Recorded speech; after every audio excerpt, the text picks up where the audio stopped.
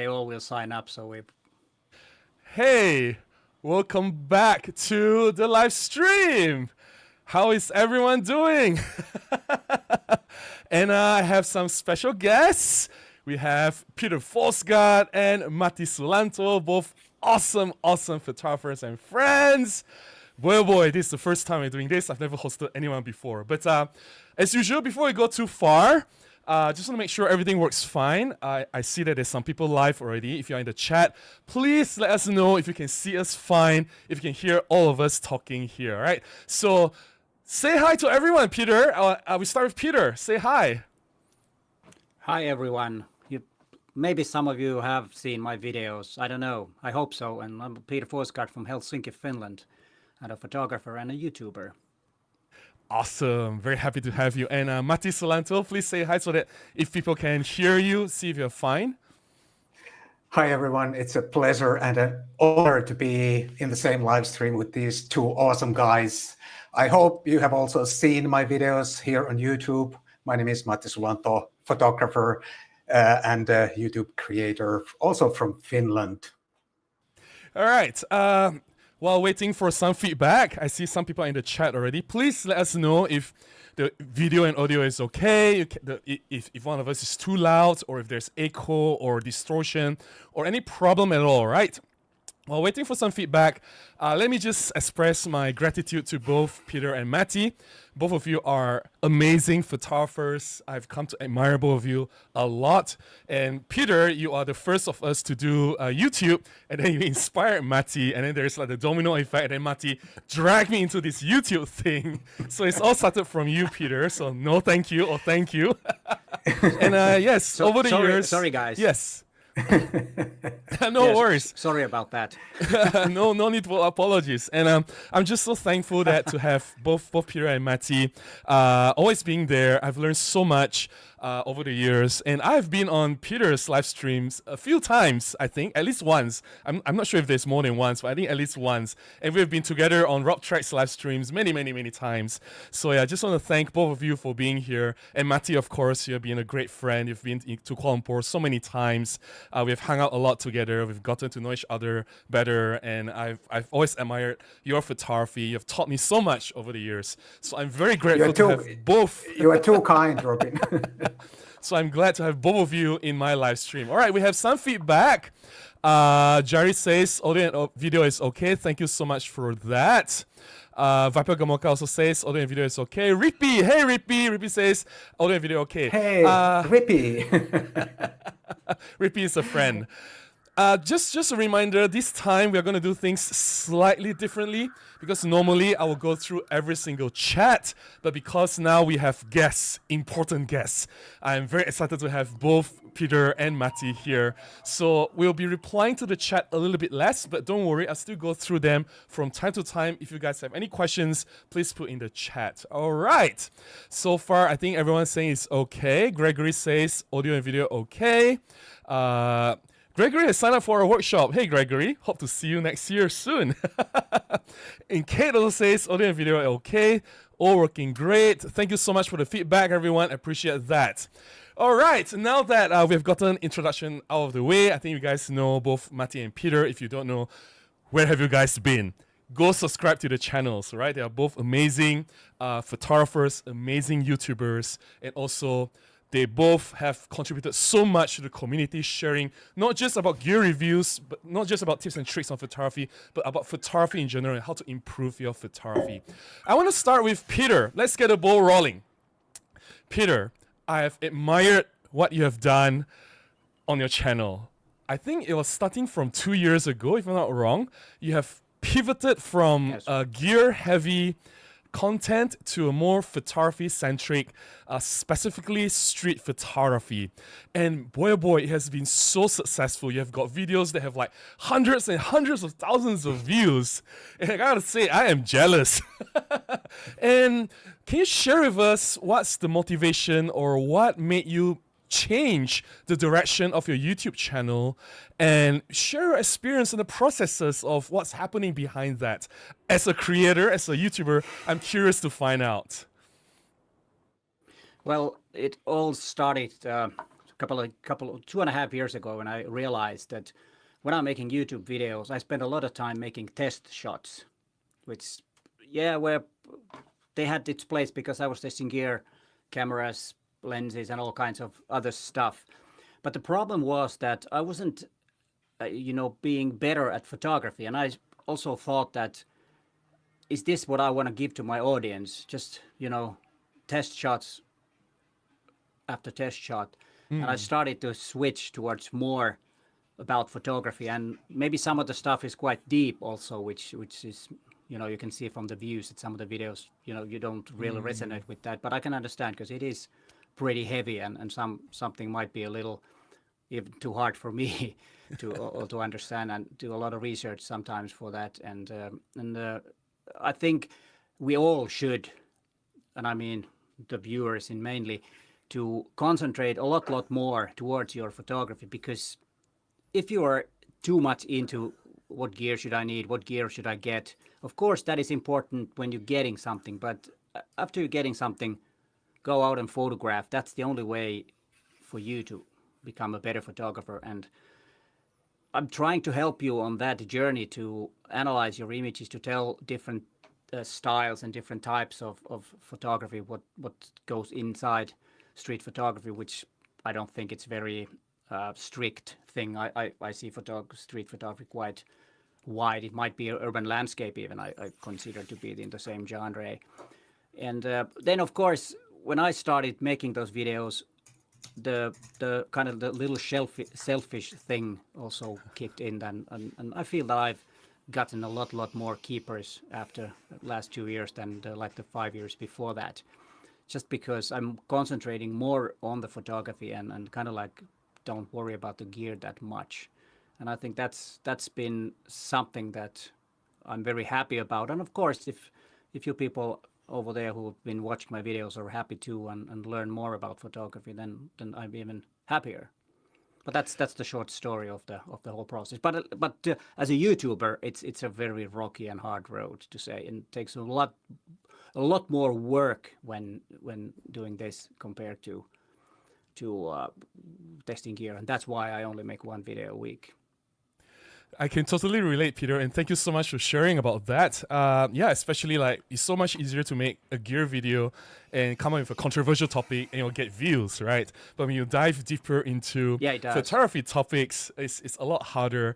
And I really like what you have done. You've gone through some very interesting techniques, or even you look for inspiration from certain photographers, you talk about them, you go out, you try it out, and you share the examples, which is amazing. It's really, really inspiring. I think a lot of photography YouTubers or photography content creators should learn from you, myself included, to be more photography centric and put gear later, right? And that's a really the key takeaway from what you have shared. Okay, now moving on to Matti. Hey, Matti. So you have been on YouTube longer than me, and you have been doing a lot of videos, and I noticed, because I go around snooping around forums, photography groups, and see what people say about us.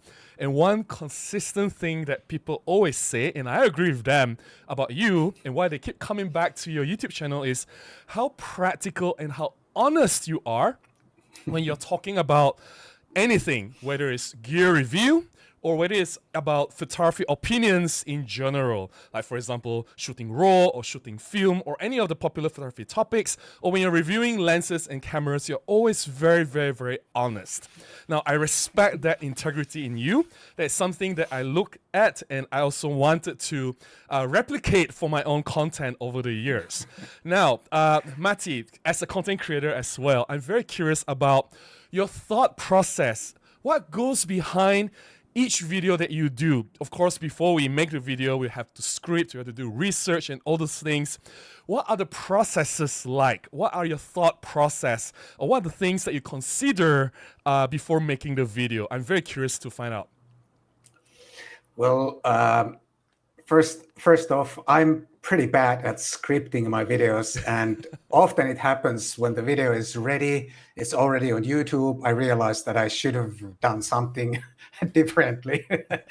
But anyway, I try to share a tip or some takeaway for the viewer so that they feel it was worth it to watch my video. I think that's very important. I don't always succeed in that. That's what I mean. Sometimes later on when I see the final video, I realize that I didn't quite maybe succeed, but I always try to have at least one tip or some useful practical takeaway for the viewer, so it makes sense and it's worth it to watch my videos. That's one thing. And another thing is that I always try to share photos, some decent photos in my videos. And that is by far the hardest part of creating a video in my genre, to create some pictures that are at least half decent. And it's really, really difficult. Even though I've been shooting for decades, it's still always the hardest part to share some pictures that make sense, that people can, maybe photos that can inspire people. It's so hard every time, but I always try my best to share at least a few decent photos in my videos, because all our channels are about photography, and I think if we can't share photos in our videos, it pretty much makes no sense. And I totally understand Peter's point when he said that he didn't want to make test shots. Those make no sense, and I feel the same way. I can't improve as a photographer. I can't even maintain my skill levels if I just make test shots. So yeah, that's one thing. And I hope I can share inspiration and motivation to my audience, so they feel like they want to pick up their camera, go out and take a few more pictures. And lately I have also been towards doing whatever I want to do in terms of photography and topics on my channel. I don't so much care about the clickbait titles or the views. So of course I hope as many people watch my videos as possible, but still I like to do what I want to do, because that's the fun part of making YouTube videos, because you can shoot whatever you want. I worked as a commercial photographer for so many years, and I always had to do what the client wants, and now I can shoot whatever I want, so I want to enjoy that part too. Matti, you are being too humble when you say that you're wondering whether your photos are good or not. Well, they are definitely very good, and you're wondering if they inspire people or not. Well, they have definitely inspired me. I'm sure my audience here will agree that your photos have inspired them as well. And yeah, especially the book. I should have had your book here somewhere, but it's not here at the moment. Yeah, I have your zine. I have your it. photographs. Yeah, please show your zine. Oh, this is the book. The flash photography book that I made, I think about, is it already 10 years, 8 years ago? And I have, there are all kinds of flash photography instructions and whatever. And this is not self-published. I'm pretty proud that a real publisher wanted to do a book with me. So awesome. That made me proud. Yeah, and I agree with you when you said that when we want to do a video, we have to think about what what can the audience take away after they watch our video. I think we should respect their time. If we make a 10 minutes video, at least they learn something new, so something that inspires them. And I think you have been doing a great job on your channel. I see that you have got a huge following, and I am one of those people who eagerly waits for new videos from you. And I saw that you have a new video, the medium format Fuji. I haven't watched it yet because I have to prepare for this stream. I'll watch it later, I promise. All right. Here's the camera. Yes, the medium format. Yeah, I saw yes. I was skipping through. Anyways, let's talk about something more interesting, right? Before we dive into our topic of today, which is creating impactful street photographs. Just one more question for both of you. Now, we are all ex-brand ambassadors, ex-camera brand ambassadors, right? And there was a time where we dedicated a lot of our time and our effort in making gear reviews for camera brands. And over the years, I'll speak for myself. I can't speak for you. I've had a blast being an ambassador. I've learned so much. And yeah, I just want to hear from you guys. What do you miss now that you're not an ambassador anymore? What do you miss about being a brand ambassador? And how is it like now, being free and independent? Maybe Peter, you can start first.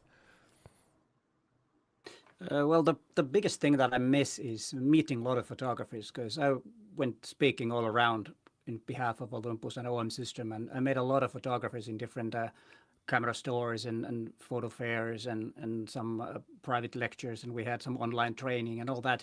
I think that's the biggest thing that I miss, because it was really interesting to talk face to face with different photographers and actually show hands-on stuff, because it's totally different. I do feel that I have a connection with you guys, but I don't know who's there. So that's kind of like the difference. And I think that was the biggest take, because after I think it's 2 years, year and a half, 2 years ago, when I did not renew my contract with OM System, and yeah, that's about it. And being, independent is, well, I don't know if there is that many big benefits. Of course, I can use the camera that I feel like, because of course when I was an ambassador I was kind of like not forced, but used that, because that's the camera that I had Olympus before I became ambassador and visionary, so it was my choice to use that. But yeah, it is refreshing to use some different brands, and of course the reason was not photography, it was all about video work, because unfortunately OM System has not been that interested in making the cameras better in video, so I had to switch because of the demand from the clients. But if it was only photography, I probably would still photograph with OM System cameras.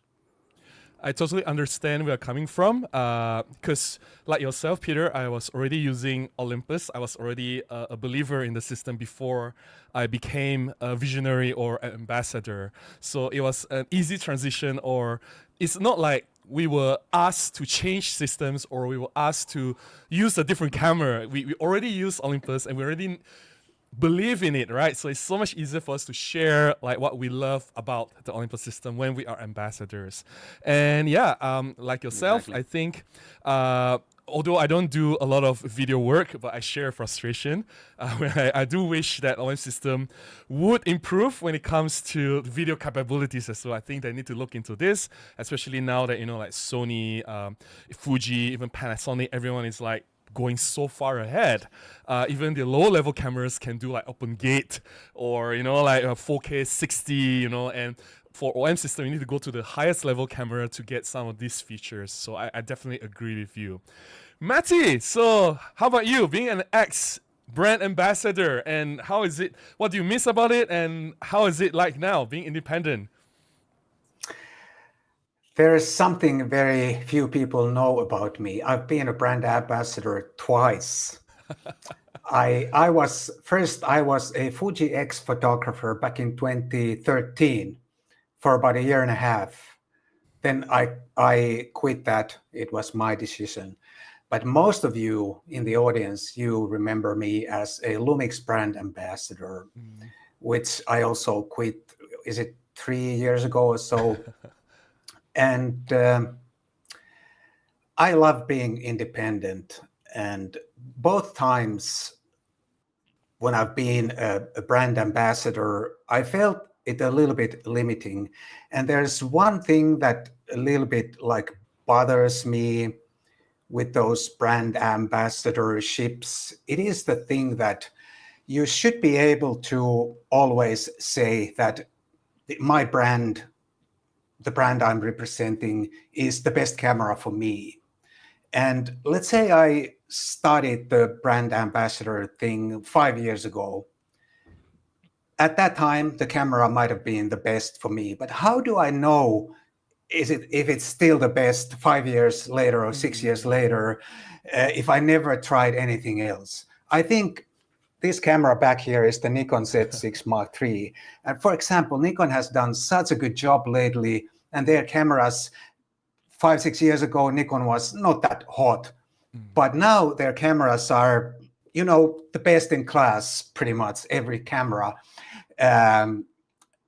So how do I know if I represent some brand, how can I say 5 years later, 6 years later, that this is still the best camera for me if I have never tried any other camera during that time? So that bothers me a little bit with these brand ambassador things, because I think if you can't honestly, sincerely say that this is the best, how can you represent any brand? But other than that, I had really good time being an ambassador, brand ambassador twice. It was a great time. I got great support from both brands and so on. But I really felt it was a little bit like restricting.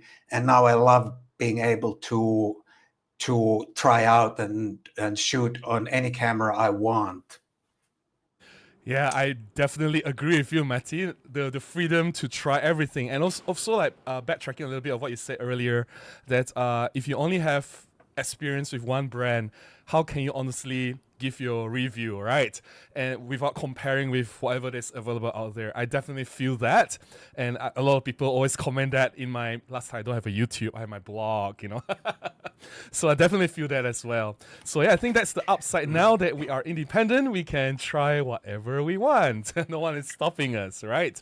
Okay, before we move on, let's get to the audience chat. And to the audience, I'm so sorry, this time I cannot go through every single chat, or else that's what we are going to do, right? Just replying chats.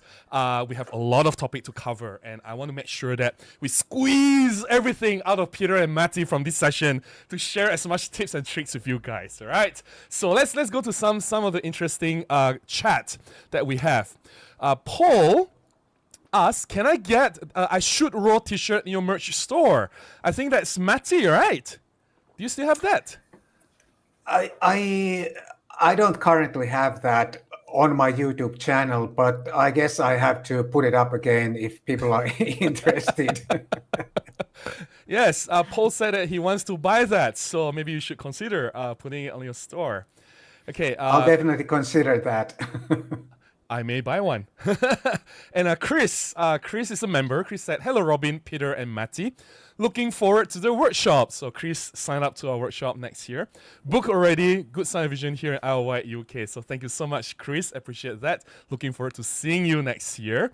Let's take one or two more chats. Let's see. I think from Paul again. I think it's a very interesting question. Do I need to be in the street to shoot street photography? Peter, maybe you can answer this. No, I don't think so. You can be inside a museum, you can be inside a mall, shopping mall, but of course, always remember that they might be private places, that there might be some restrictions. But yes, I do a lot of photographing inside a mall. If it's really hot or if it's really cold, then I might go inside. And museums are, if you can find some interesting characters that kind of somehow resonate with the paintings or the sculptures or whatever it is exhibited, that's a really a good place to photograph. But of course, if you go into the museum, it might take a while to get those shots. But yeah, though you don't have to be on the streets. Can yes, I say Matti. something? Yes. Well, I think street photography is a curious, like a definition or a word or a term. I think what it essentially is documenting life around you. So you can do that anywhere you want. We just call it street photography because I guess most of the interesting life happens in urban areas. But I would say it's more like documenting whatever is happening around you, and you can do that anywhere you like. That would be my answer. I definitely agree with both of you, Peter and Matti. It doesn't have to be in the street. Like museum, as Peter has mentioned, is a amazing place. A lot of interesting designs, a lot of space, interesting lighting. And Matti says that street photography is a form of documentation. For me, my only suggestion or advice is try not to break rules. Respect the, if certain places, they have certain rules and regulations, because some places are not public, it's private settings. So as long as you're not breaking any law or you're not getting into trouble, then that's fine, all right? Okay, I think that's the questions for now. We want to dive into topic. We are getting serious already. Okay, let me pull out my list of questions because I forgot what I want to ask already. All right, so today's topic, is about creating impactful street photography. We don't just want to do like a normal street photography. There's nothing wrong with that, but we want to shoot street photographs with impact. And a lot of the questions that I've designed here is, some of them are very general questions, but a lot of them are designed towards how do we create impactful photographs when we do street photography. So most of these questions will be for both Peter and Matti. So the first question is, what are the mistakes that you observe photographers do when they do street photography? Like, it doesn't have to be necessarily anything specific. It can be beginners, like if you have been doing photo walks with beginner photographers, doing street photography for the first few times. What are the mistakes that you notice? Or even some photographers that have been doing street photography for a very long time. What are the mistakes? A mistake or mistakes? It's up to you whether what you've observed. I would love to hear from both you, Peter and Matti. Let's start with Matti first this time. All right. I guess one of the most common mistake I see is that there is no clear main subject in the frame. Or there's too much clutter in the frame so that I can't really see what's the point of the picture. And also, always when I see a picture, someone shares a picture with me, and even if I don't like the picture, I always try to figure out why the photographer took the picture, right? Even if I don't understand it, even if I don't like it, I still try to figure out why did they take the picture.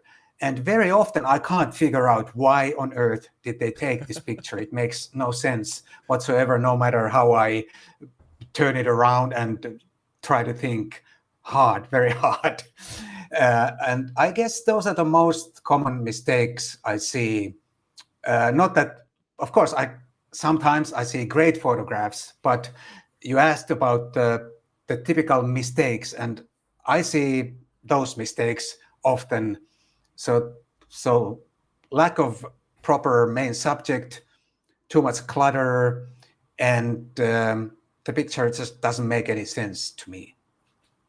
I agree with you, Matti. And when you say that lack of main subject, or there's no main subject in a photograph, when you try to figure out what this photographer is doing, right? Why he's taking this photograph. To me, sometimes I think I like to analyze beginner photographers, and this applies to newcomers. And it's true what you said, but the way I see it is that they don't know what to shoot. Like, there's no direction, and they just shoot everything, and they just include everything in the frame. That's why it's so cluttered, right? There's no focus, no direction, and there's no main subject. But to me, it's like, I think it takes time for them to figure out their voice. It also takes time for them to find out what they want to shoot, because what I want to shoot and what you want to shoot and what Peter wants to shoot will be different. And yes, I definitely agree. What you want to shoot, what's the main subject, is very, very important. Now, Peter, what's your thought on the mistakes that you observe? Well, first I want to comment on what Matti said, and he said very interesting and important thing. He was talking about why. Because too many of photographers that I meet, they always ask too many times how. And that's not the right question, I think. I think the why is the question. Like Matti said, that if you can't figure out why you took the photograph, then it's kind of like, why take it or make it? And then one thing that is something that many people do is they overthink. And that leads to something that you hesitate to make the image because you're overthinking. And sometimes just, let your creativity go. And if you don't know how to start, just make a photograph of everything that is interesting. I know it's a bit of contradicting what Robin said, but that's just a start. And then you start, when you come back, let's say that you photographed a couple of hours, everything that you found interesting. Then go back and take a look at your images and see what were the most interesting images and go on from that. So don't overthink that it has to be something grand or something really big and solve all the problems in the world. Just, photograph interesting thing, because when we look at old photographs, the most important and interesting things are the stuff that does not exist anymore. It might be not the best photograph, but the value of the photograph kind of like changes over the years. And that can happen to images that if you photograph trash cans, telephone booths, for example, they don't exist here in Finland at all. Yes. They don't. But if you photograph those like in the 80s, 70s, those pictures are really valuable, even though they might not be master shots. But having 20 of phone booths, for example, could be an exhibition. So don't underestimate that too. If like the mundane things that you see every day when you go out and photograph. Mundane is good. I love mundane. And another thing, if I may add, don't be afraid to sort of copy others, because everything's been shot already. So if you see nice compositions, nice setups, don't be afraid to copy those. And if you're shooting street, you are documenting, you can't copy exactly anything what you saw, but don't be afraid to use the same ideas as others have used. It's okay. And over time, you'll develop your own style and your own ideas. It's the main thing is just to shoot and learn. Definitely. I think learning is an ongoing process. Even I myself is learning still. I'm learning so much from you guys already. And coming back to, I want to backtrack a little bit on Peter's talking about asking the question why. I'm sure you guys get this, right? People ask the question how a lot. Like, how do you capture this? What lens do you use? What camera settings? How do you edit the photographs? But those are the wrong questions, right? Like even if you have like the perfect camera settings or the best editing technique or the most expensive and powerful camera and lens out there, but if you don't have the why, right, as what Peter has said, which is very important, then the photograph will still come out as somewhat nothing special, right? So that's what adds the flavor, or that's what adds the oomph to the photograph. Another point which Peter has said I want to reiterate is don't overthink, because I can understand why people do that. It's so easy to tell people not to overthink. Even I myself is like, like, wow, nice light. Ooh, there's a car. There's a cat. Ooh, like I want motion blur. I want bokeh. I want this. I want that. And so this leads to my next question. There's so many things to consider when you want to take a nice photograph, not just street photography, right? We're talking about photography in general. Lighting, composition, decisive moment, subject matter, what you want to shoot, the storytelling aspect. You want to add anything creative like motion blur or depth of field or sharpness or noise or whatever, or black and white or not black and white, or, like what lens to use. There's so many things. It can be like dozens and dozens of things going through the mind. So the next question to both of you, what are the top 3 considerations or top 3 things you consider when you do your street photography? There's no right and wrong answer. I'm just curious to see what goes through your mind when you're out there shooting. We start with Peter first this time. Well, usually if the 3 things that I try to get, of course, I might not succeed every time, but that's also something that I look on other photographs. If I can see a story, and if it's a great moment and a great composition, then it usually is a great photograph, no matter what the genre is. And of course, the 4th one, which is always there by default, is the light, of course, because that can save a lot of crap too. If you have a nice light, then it's most likely a good photograph. But that's kind of like the default thing, and it should be there always, a light that fits the mood of the photograph. But yeah, story, moment, and composition. Story they all first? kind of combined. So yeah, story, moment, and composition. And composition. Like all right, and lighting is the 4th one. Matti, how about you? Yeah. I guess it's pretty much the same thing. What can you say? I mean, timing, a light, subject, composition, those are the things. But when you are out there shooting, documenting your surroundings, especially in a busy urban environment, things are happening fast. So whenever I see something that is just interesting to my eyes, I try not to hesitate. I just grab the picture, and then later analyze if it was worth it. So it's kind of hard to, in any given moment, to prioritize any perfect or any single thing. You just, when you see something, you take the shot, and then later on you decide if it was worth it or not. But of course, we all aim for the light, subject, excuse me, timing, and composition or framing. Those are the things that we try to get together in one single picture. But it doesn't always go that way. And sometimes if you have even 2 or 3 of those right, it can still be a great picture, because we can't control the environment when we are documenting it, or we are walking down the street, we see something, it is what it is, and we just have to decide whether we document it or not. And that's the thing. If we can build the whole setup from scratch, like say advertising picture or something, then it's different, because we can decide everything how it goes in the picture. But when we are documenting, we just have to take what we can get or what we can see as it is. But yeah, those are the things. Can I say Yes. something? Sure. Yeah. Can I comment on that? I Yes. think it's also a little bit depends on what the approach is, because what Matti was talking more about, kind of like the hunting technique, where you kind of hunt the photographs. And then, of course, if you're more of a fishing technique where you see some place that looks interesting, you get a nice composition, then you just wait for something to happen. And then it's maybe the stuff that I said maybe works on that. So it's a little bit also depends on the approach, because there are so many different ways of getting those images.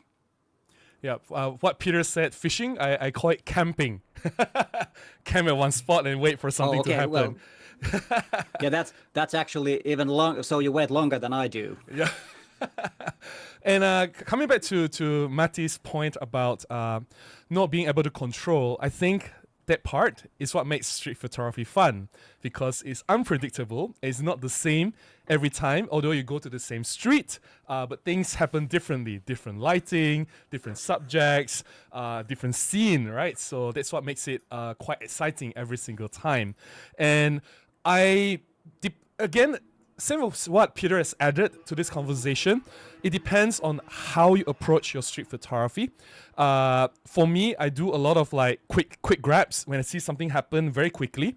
Those are like very fleeting moments that I'll just quickly grab it, react reflexively. I think at that moment, to me, moment matters more. Like, get the moment first, everything else is secondary. But if I'm in a situation, in a camping situation or fishing, as what Peter said, if I'm in one spot, I have time, I don't have to rush, or if I'm waiting for something to happen, then I'll take my time. Then the composition, the story, and the lighting will come into place first before the moment, because I get everything ready and I just wait for something to walk into the frame or something exciting to jump or happen, right? So like, again, it's very dependent on different techniques and different approaches. But yeah, it's very interesting to see how both of you think. I think it'll be very exciting for all of us to shoot together next year. It should be very interesting. All right, moving on. Let's talk about gear.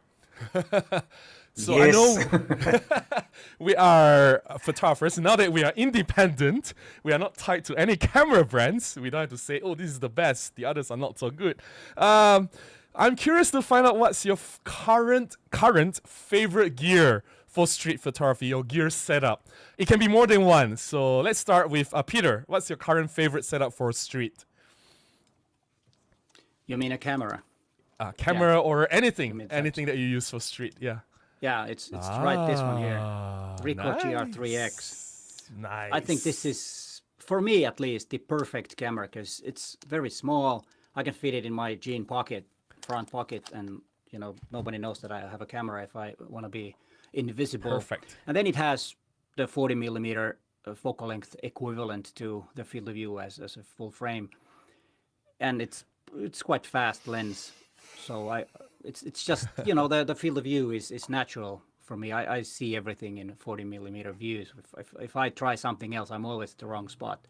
So that's one take on also a tip for street photography, that try to use the same focal length. It's easier, at least for me.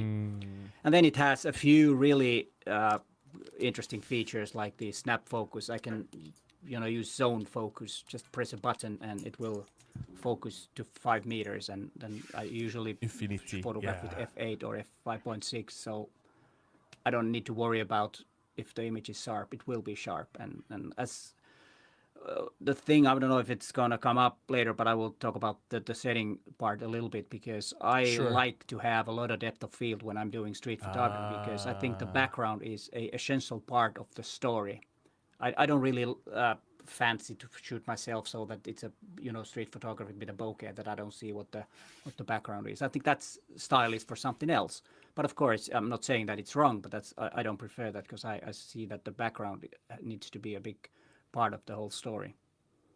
Definitely, I Yeah. agree with you. Background is very important for street photography. Matti, I remember you love the Ricoh GR series as well. Is it still your favorite? Yes, it's one of my favorite cameras, the same GR3X. It's for the same reasons Peter said.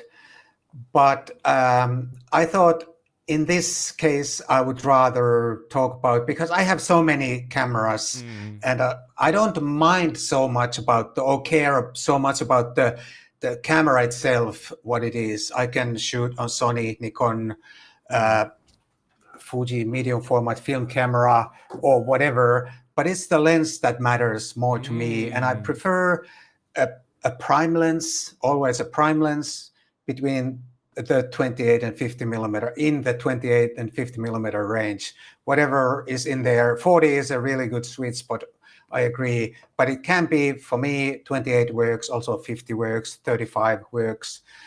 But it has to be a prime lens. I'll tell you a funny thing. The other day, just 2 days ago, I was shooting, I had a photo walk. I hope to publish a video soon about that photo walk. I had a zoom lens on my camera. It's the brand new Tamron 16 to 30 millimeter zoom lens. Nice. And after I came back from that photo walk, I realized I shot every picture at the widest focal length. I didn't even remember to use the zoom because I'm so used to prime lenses that I completely forgot.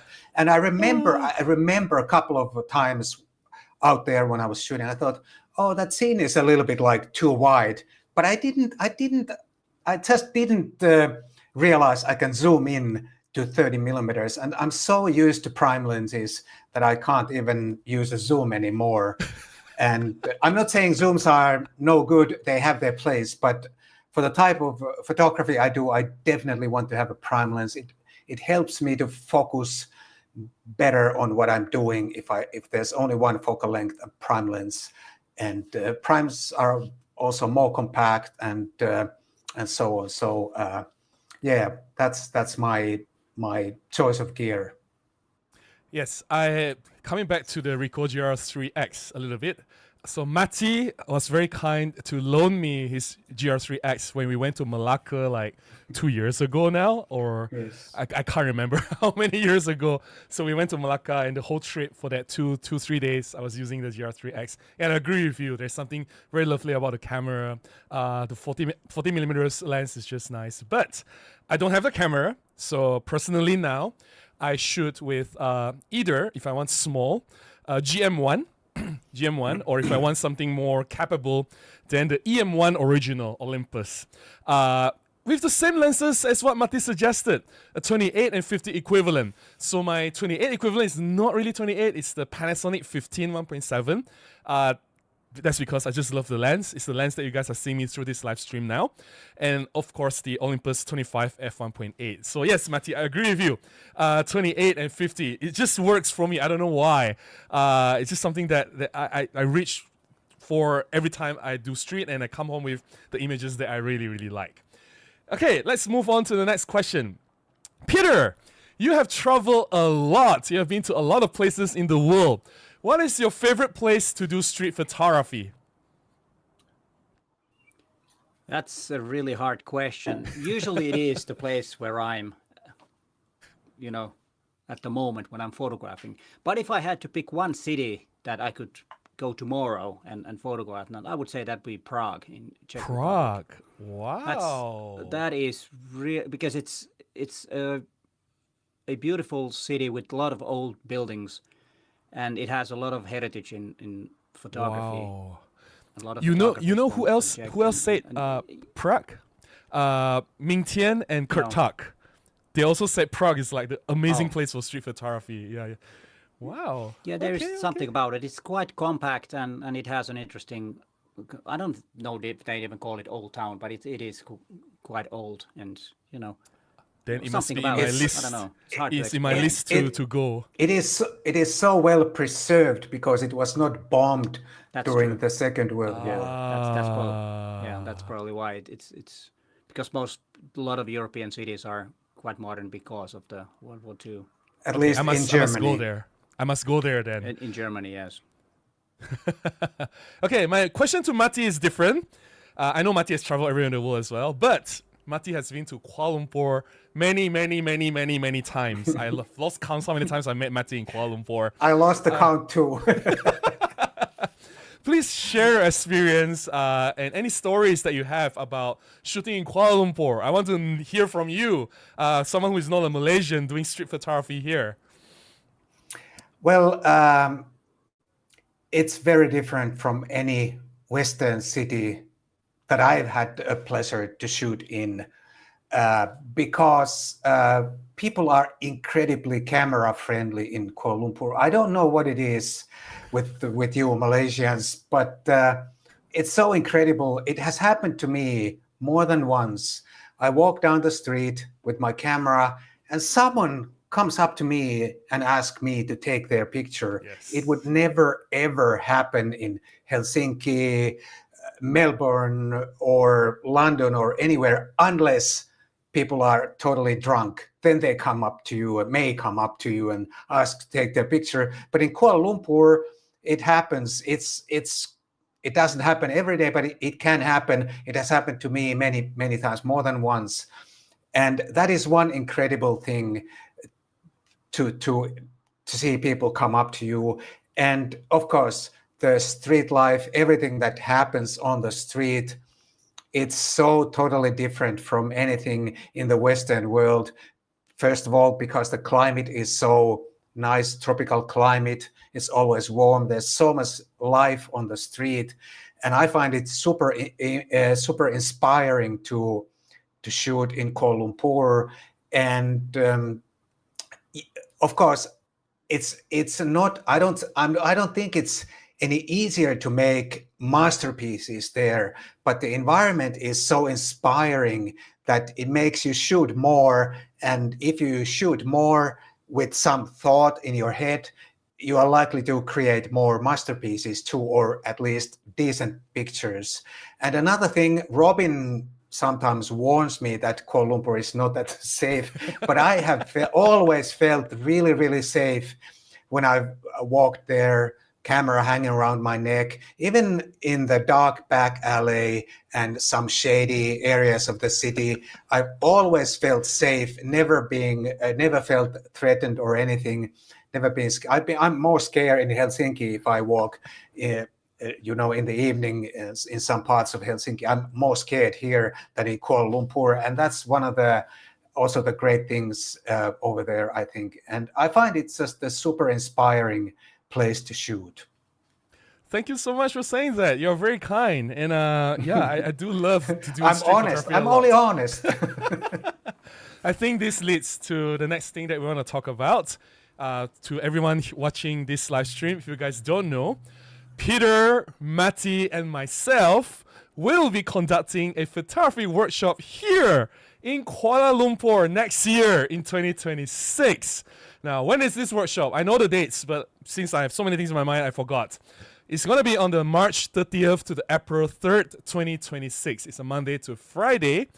You can sign up to this workshop. 5 days. 5 days, right? Yeah. You can sign up. The link is in the pinned or the chat at the top. It's also in the description. We really look forward to seeing you guys there next year. And we want to talk a bit more about this workshop. So, Peter, who should join this workshop and why? Well, first of all, it's gonna be called the urban. No, wait a minute, urban street narratives. Yeah, did I get it right? Yes. Yeah, I did. Yes, Yes. And pretty so it's all much. about it's all about urban environment / street photography. And what's unique about this is that we are all three there. So you have three instructors or photographers to get feedback from, because we will probably, if I'm correct, we will be showing some images on this during this Yes. live stream. And you've probably seen all of our images. We are slightly different, and we've had a little bit different approaches, different views to street photography. You have probably realized it on this live stream too. So that's a real big benefit, which means also that there will be 26, or did we say 26? Yeah, 24. I keep messing this 24. up. But anyways, 24 participants. So you will be learning from the 23 others too. You will be seeing their photographs, and you will have lots and lots of people to talk about photography, gear, street photography, and life and whatever. And I think that's the biggest benefit. And of course, as we have heard, that Kuala Lumpur is a great city. I'm really looking forward to that, and maybe it will be my favorite street photography city. I did Prague and try. Yeah. We can challenge Will be Prague. going to Kuala Lumpur. You never know, because I've never been there. I've been to Asia a couple of times, but not in Malaysia. So it's going to be a interesting experience for me. So we have also three guys there with local, one with who's been there many times, and then we have one set of fresh eyes to see things that they might not see because they're too familiar with that. Yes. Yeah, Matti so- is technically a local Everybody already. yeah, yeah, almost.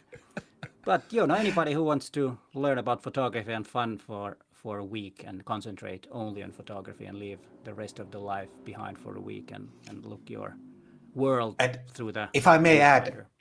it is suitable for all course. skill levels. If you're a beginner or a seasoned professional, we can tailor the assignments for you. It's suitable for everyone, and no matter what kind of skill level, what kind of gear, it doesn't matter. Join in and sign up. It's going to be huge fun.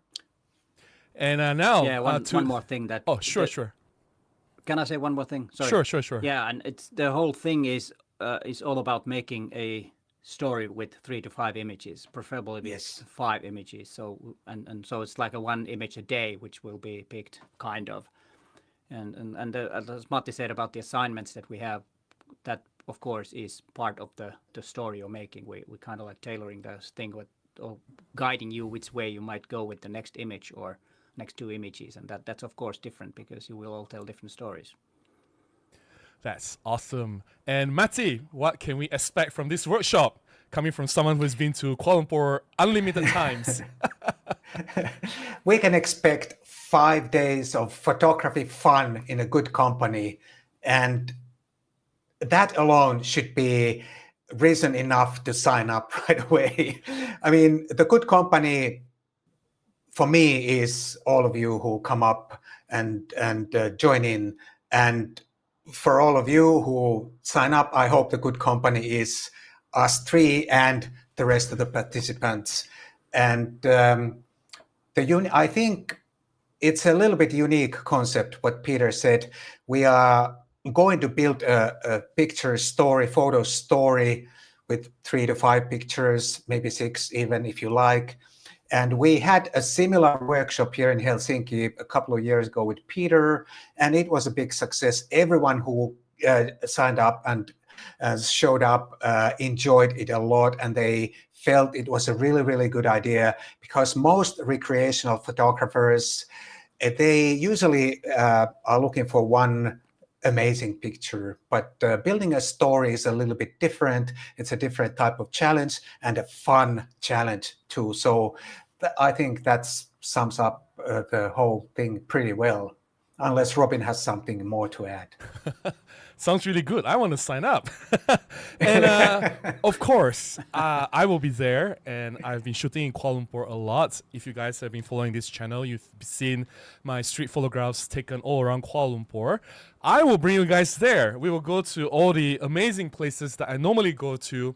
I'll bring you to Chowkit, I'll bring you to Bukit Bintang, Petaling Street, all these amazing places to capture some really nice shots. And I'll personally be there with you.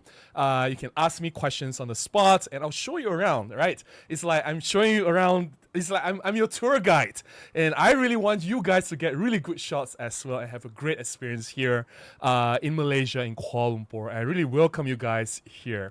So reminder to everyone, we have an early bird promotion. You get $200 discount if you sign up by 31st of July. Am I right, guys? 31st of July? Yeah.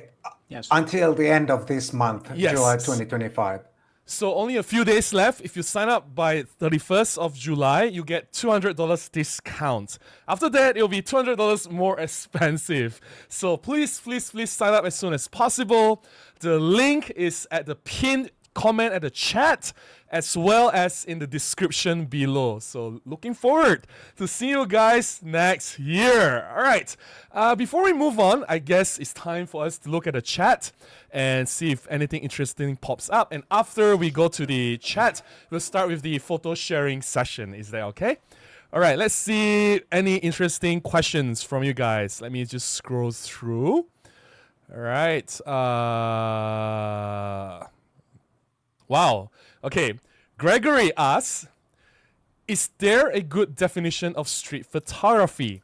I thought it was what we used to call candid photography, but I understand that it's something different. Gregory is a participant to our workshop, so thank you so much, Gregory, for signing up. So who would like to answer this one, Peter or Matti? It's open to you guys. I'm replying to John, so maybe Peter. Peter, is there a good definition of street photography?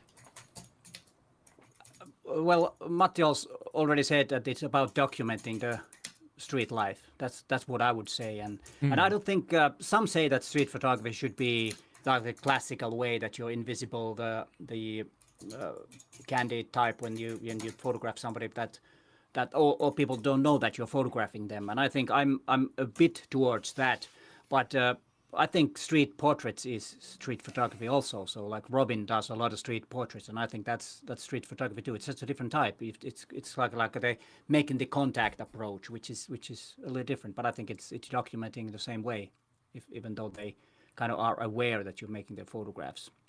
So to be honest, I'm not really sure what the real definition is at the moment, because I think it's kind of broad thing, and I even consider urban landscapes part of street photography in a way.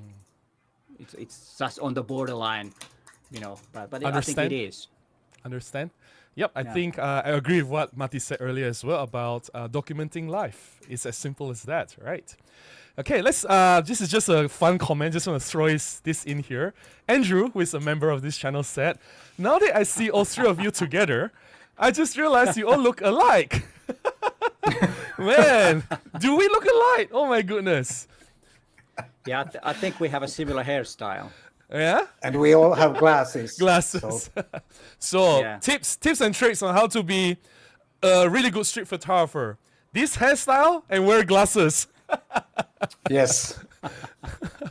All right, next question. Wolfie asks, with the advent of video content and AI, do you think street photography might be one of the genre that can survive the inevitable push of still photography into niche and lack of interest? I guess what he's trying to say is, will street photography survive AI? Definitely, yes.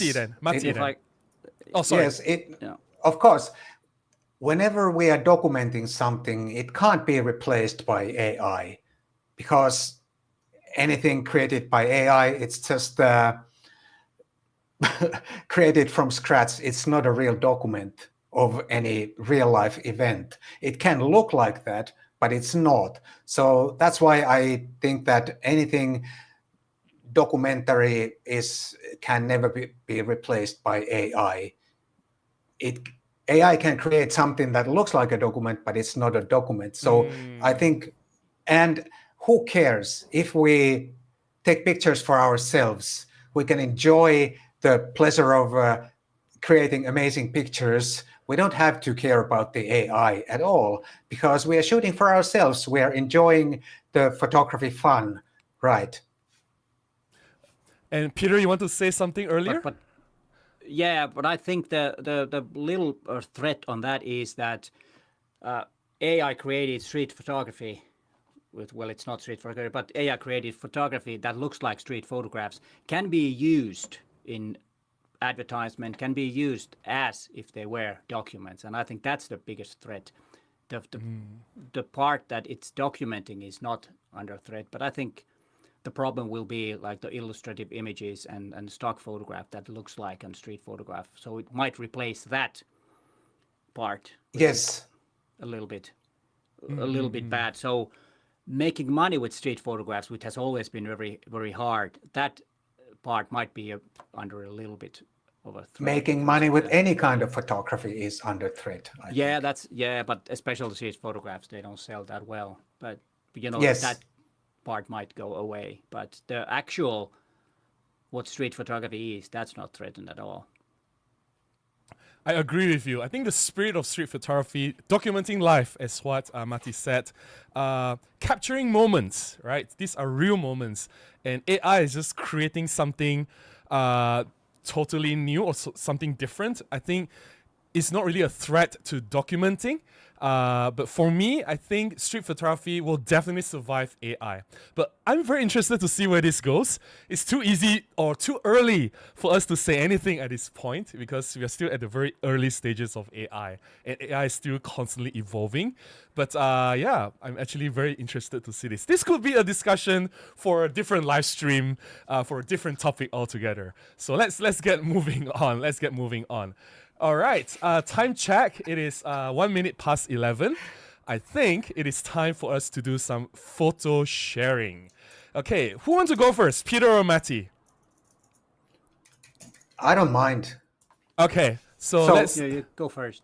You can go. Okay, picture sharing. We talked about Peter said that old pictures can be valuable. So I'm going to start off with 2 really old pictures, and then I'm going to share some pictures from Southeast Asia, Kuala Lumpur, Malaysia, and Thailand. And maybe my pictures from that area can inspire some people to sign up for the workshop. Yes. But let me... Yeah, you can pull out the screen first. Once it's ready, then I'll bring it into the photo sharing screen. Yes, here's Take your time. No worries. The first picture is up, so... Okay, I'll switch over. Yes. Okay, we can see your pictures already.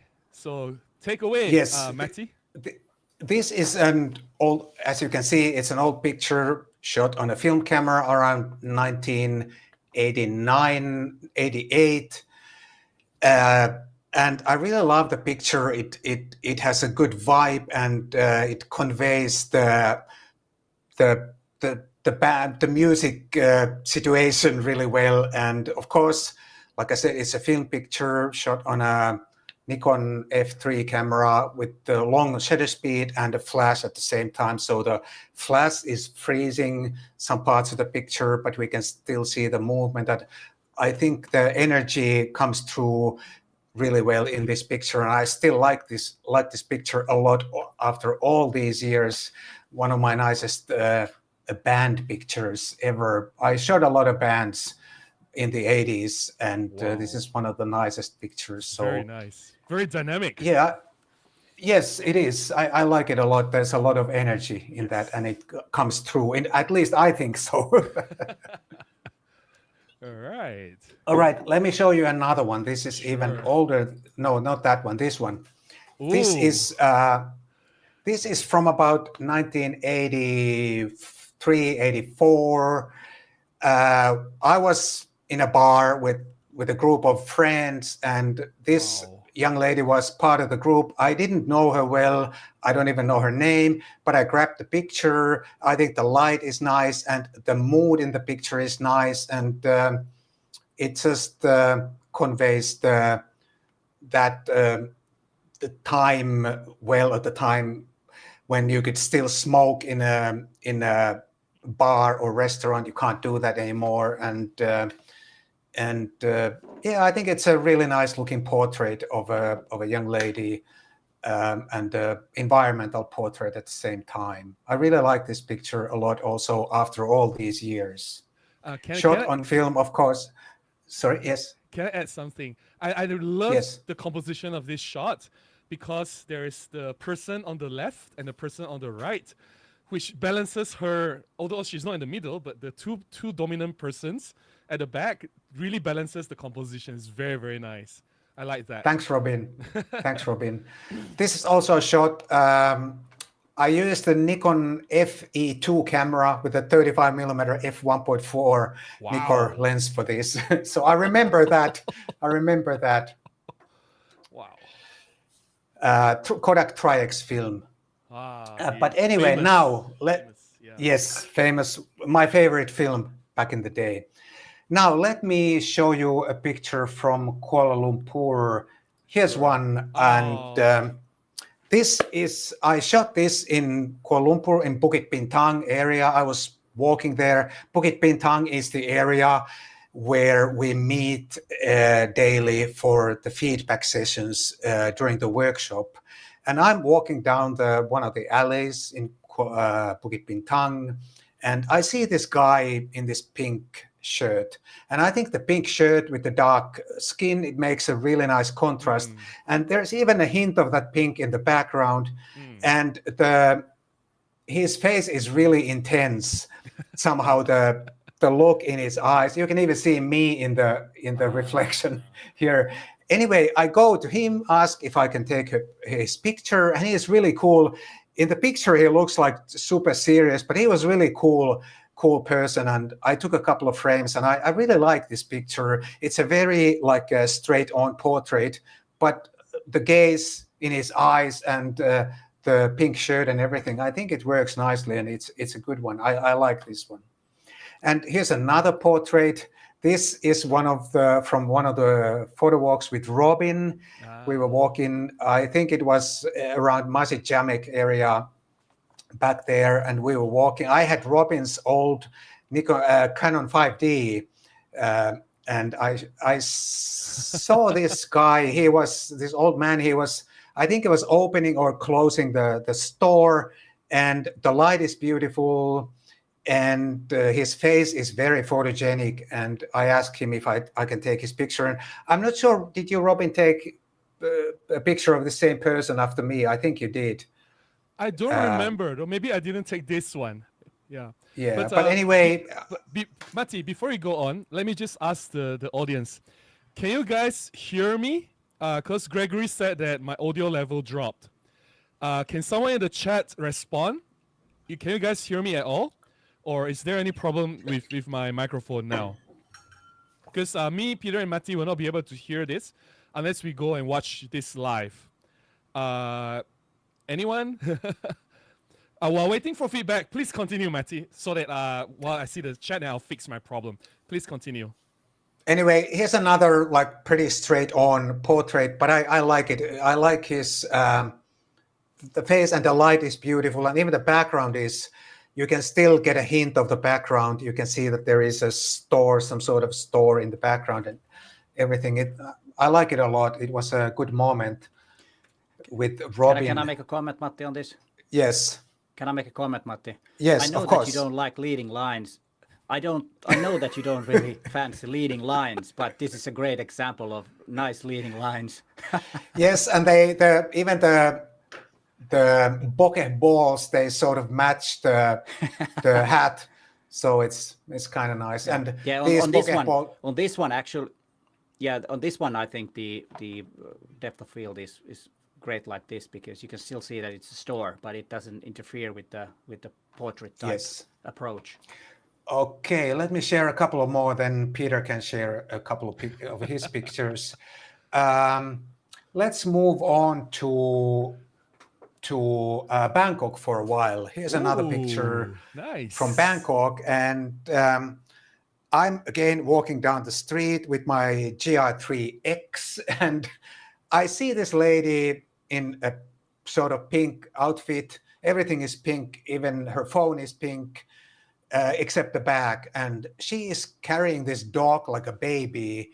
And to me, it looked interesting and a little bit comical at the same time. So I grabbed the picture. I only took one picture because the situation was pretty like a quick, but I like the shot a lot, and I think it's an interesting picture. And yeah, it's a nice shot, which I like a lot. Nice memory from Bangkok.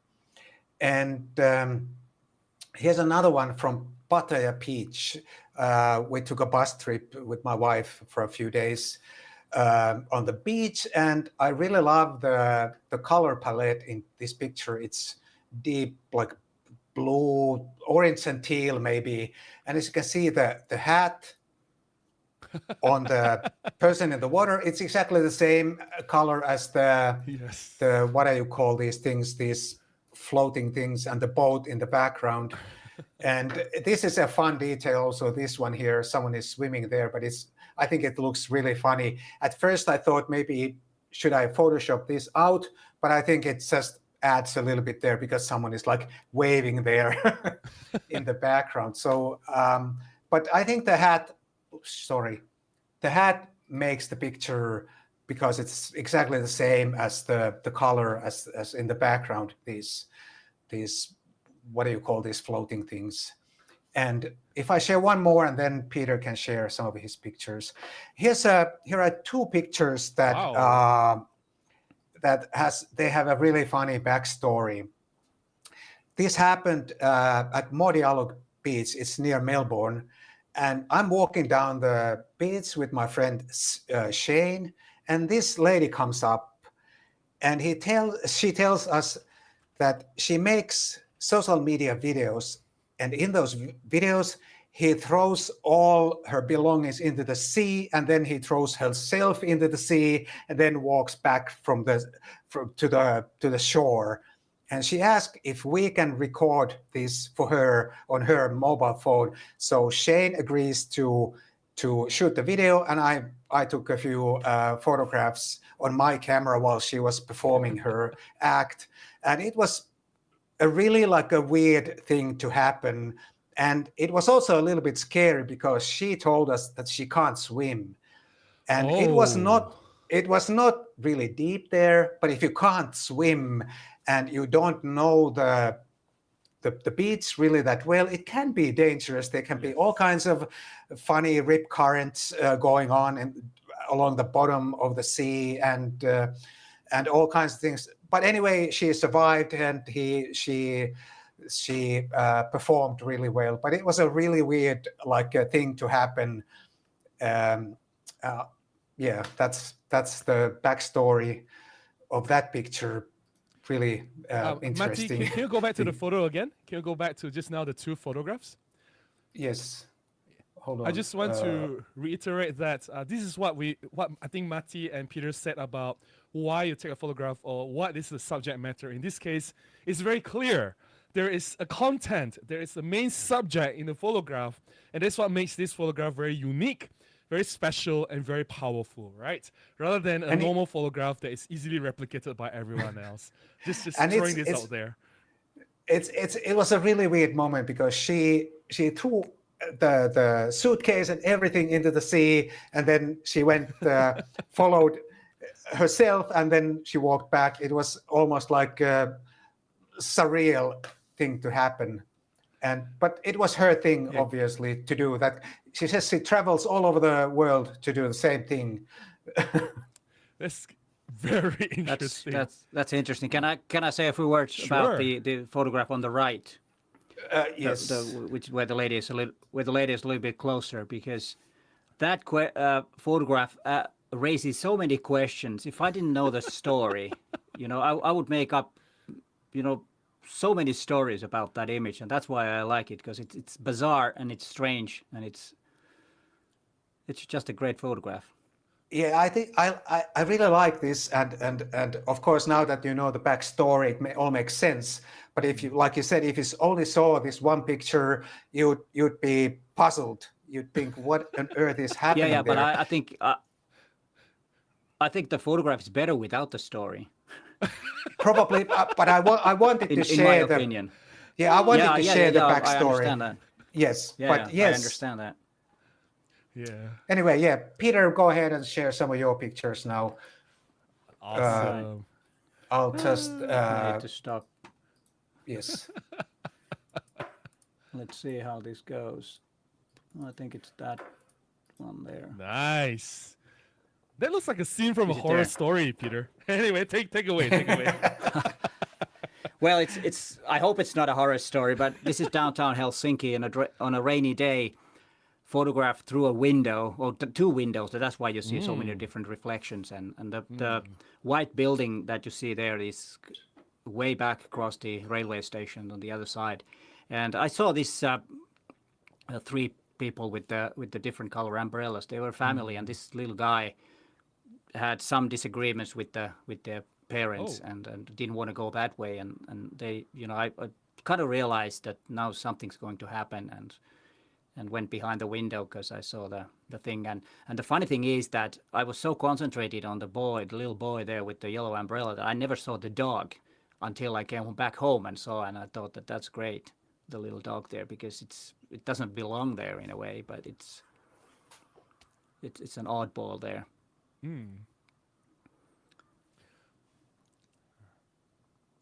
Yeah, I really love the layers do in the the next photograph. one. Yeah, let's go to the next one. Oh, you You can see the let's different go to the layers. next one. This is Yes. Yeah, this one is inside the music hall downtown Helsinki, where there is some interesting looking windows, and that white arrow is from the window. It's certain time of day that you can do this in a certain time of your year, because that's what I try to do is when I go to a place and I try to look for the light and where does it kind of shine and what height it is, because the great thing about being here in the north is that we have very low light or low angle light in the summer. I mean the winter, and then summer it's quite high. So there are lots of these type of things in different times of the year.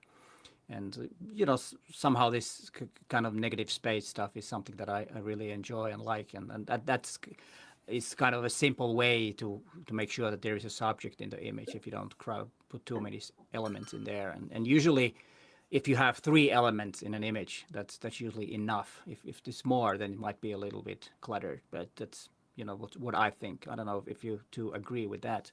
That number 3 is quite important in that way. And I really like this shot, And it's Peter. also Because the man is walking up, and the highlight, the arrow from the light from the window is pointing down. So it's like they are both going separate directions, which is really cool. And the man is in shadow, which is like totally black, in dark, and then it's a contrast to where the light is pointing. It's so nice. There's so many juxtapositions and so many contrasts. Yeah. Thank you. Then we have, this is from Prague, one of the favorite cities, and this is from the I don't know what the name of the bridge is in English, but it's the Karlen Silta, what it's called in Finnish. It's the Bridge of Karl. Do you know, Matti, what it is in English? The main bridge that I don't know how it's called in English. I have no idea.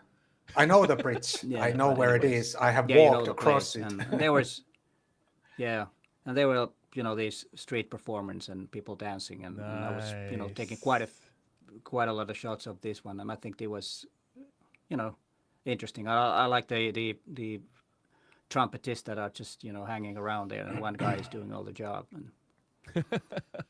But the problem with these type of shots is, or the challenge maybe is that because you can't control how they're dancing and how other people are walking around. So I had lots and lots of shots that were the couple were in a better, interesting position, but it was just somebody blocked the shot or something because there were lots of people walking around. Let me see what maybe I'll. But I think it works, Peter. This shot, because like the dancers are in the front layer, and then is that a saxophone? The guy playing. Yes. So in the there's middle, another layer. So the saxophone guy and the people walking around is another layer, and then you can see the architecture of the buildings. another layer, which is like Yes. it's so cool. Like the eyes will just keep going and going and going. It's just so nice. Yeah, I love this. And you have convinced me to go to Prague. I will save up money. Yeah. Oh, Raja And Indraputra then we said have it's the this one. Charles Bridge in Prague. Charles Bridge. Charles Bridge. Charles Bridge. That's what it's called. Yeah. Charles. Thanks, Rippy. Charles Bridge. Thanks, Yes, Rippy. that's what it's called. Yeah, thank you very much. And this is downtown Helsinki, and these are most likely tourists, I would say, because they don't look Finnish. And what caught my eye was the contrast between the food delivery blue and then the yellow or yellowish brownish jacket, because most people in Helsinki wear dark blue or black in the wintertime, and seeing something like this is very, very interesting. And the eye contact was just poor luck, because I think it still makes the image, even though I like to photograph candid, but still the eye contact is something that I like in an image anyway. So that's what I like about this. And I don't know if she noticed that I took the photograph or not, but she didn't say anything, just walked by. All right. Nice. Very nice. Yeah. And then I'll show this. And this was actually pretty close where Matti lives now. We had actually a coffee. There's a coffee shop right in front of that car, and I was waiting for him because he was late as usual. And I was so... Well, it's a good thing, because if you had been on time, I would have missed this shot. And I really like this one. Because I was thinking about you, Peter. I thought you had time to create another amazing picture. Yeah, exactly. And I later heard that this is actually a very famous dog in Helsinki, which I've never seen before. But this probably I never saw who owns it, but the lady is supposed to be a real character, and the dog is real a diva. So I think that actually the image tells about the dog quite a bit, even though I didn't know it. Nice. Very nice. Let me see if we have another one here. And can I share a couple of more after Peter? Sure. Yes, sure. Yeah, maybe this one, which is not a typical shot from me. This was actually shot from the hip. And, I kind of like the I was quite close, and kind of like the situation with the one lady looking back, and she's going forward, and then it's really hard to explain what the interesting thing is. It's right in front of the city hall, because the building on the right side behind there is the city hall. So it's right in the downtown area by the sea. Nice. And, I usually do a lot of color photographs. I don't know, I've drawn more into color lately, but this one I felt like black and white for some reason. I think it works better. There's some Let me grittiness see to if it. there's one more. Yeah, some grittiness to it. And then this one, which was a fishing technique. Nice. It took Very a nice. little. It took a lot of time to get, people in all of these squares, and they are all walking. The funny thing is that they're all walking to exactly the same direction, but there are several windows. And not three squares, Peter. One triangle. Triangle is very. Sorry, yeah, in that's street true. photography, it's very. What do you call that? We love triangles. Yeah, that's true. That's true. It's the number 3. So but this was I'm pretty happy about this, because it took a few minutes to get this, so that there were people in all those light spots through the window, and one is from actually a reflection. So very nice. But yeah, very nice. Yeah, but what I try is to do several things. Sometimes, having a style is a thing, but I don't know. I like to mix different styles. But the big thing and the important thing is, of course, if you make any zines or books or some albums, then try to separate the different styles to a different set of stories and set of images. And I think that's, now I had a little mix, because I wanted to show some variety of different styles and types. Very nice photographs from Matti, both of you. And Matti, you want to much. share some more? Thank you very much. Yes, I have a couple of more. I just thought I don't want to talk too long. I'll let Peter share a few more pictures or a few of his pictures. But I have a couple of more if you in the audience, if you want to see more. But even if you don't, I will share. You share it anyways. Yes, I'm going to share them anyways.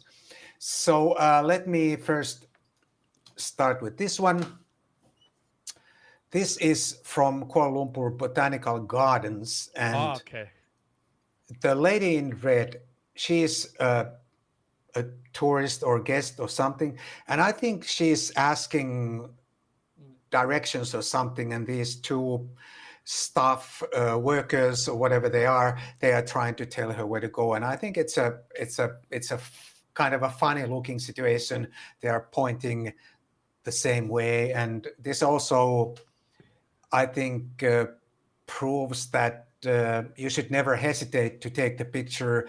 They never noticed I took the picture, even though I was standing pretty close. I was using a 24mm lens on an APS-C camera, so it's like a 35 wide-angle shot. So I was pretty close, and they could see me, but they never noticed I took the picture.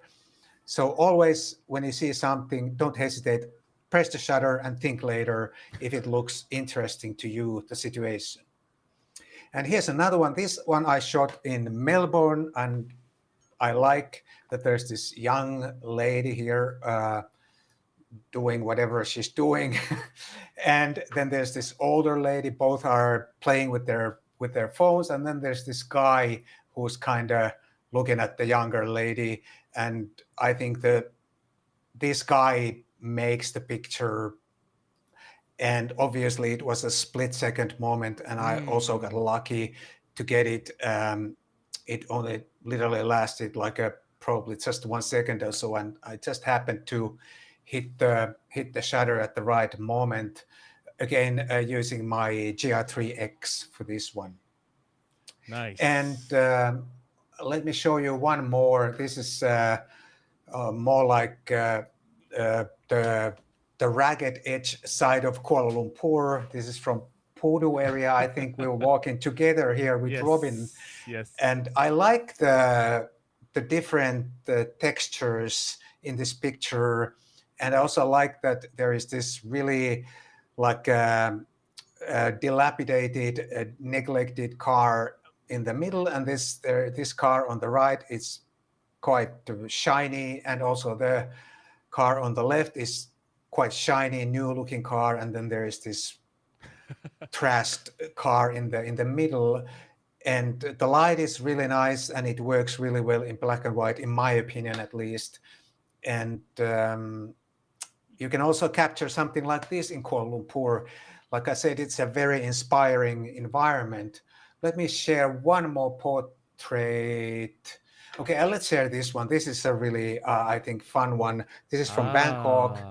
And of course, there are these motorcycle taxis or whatever they are called.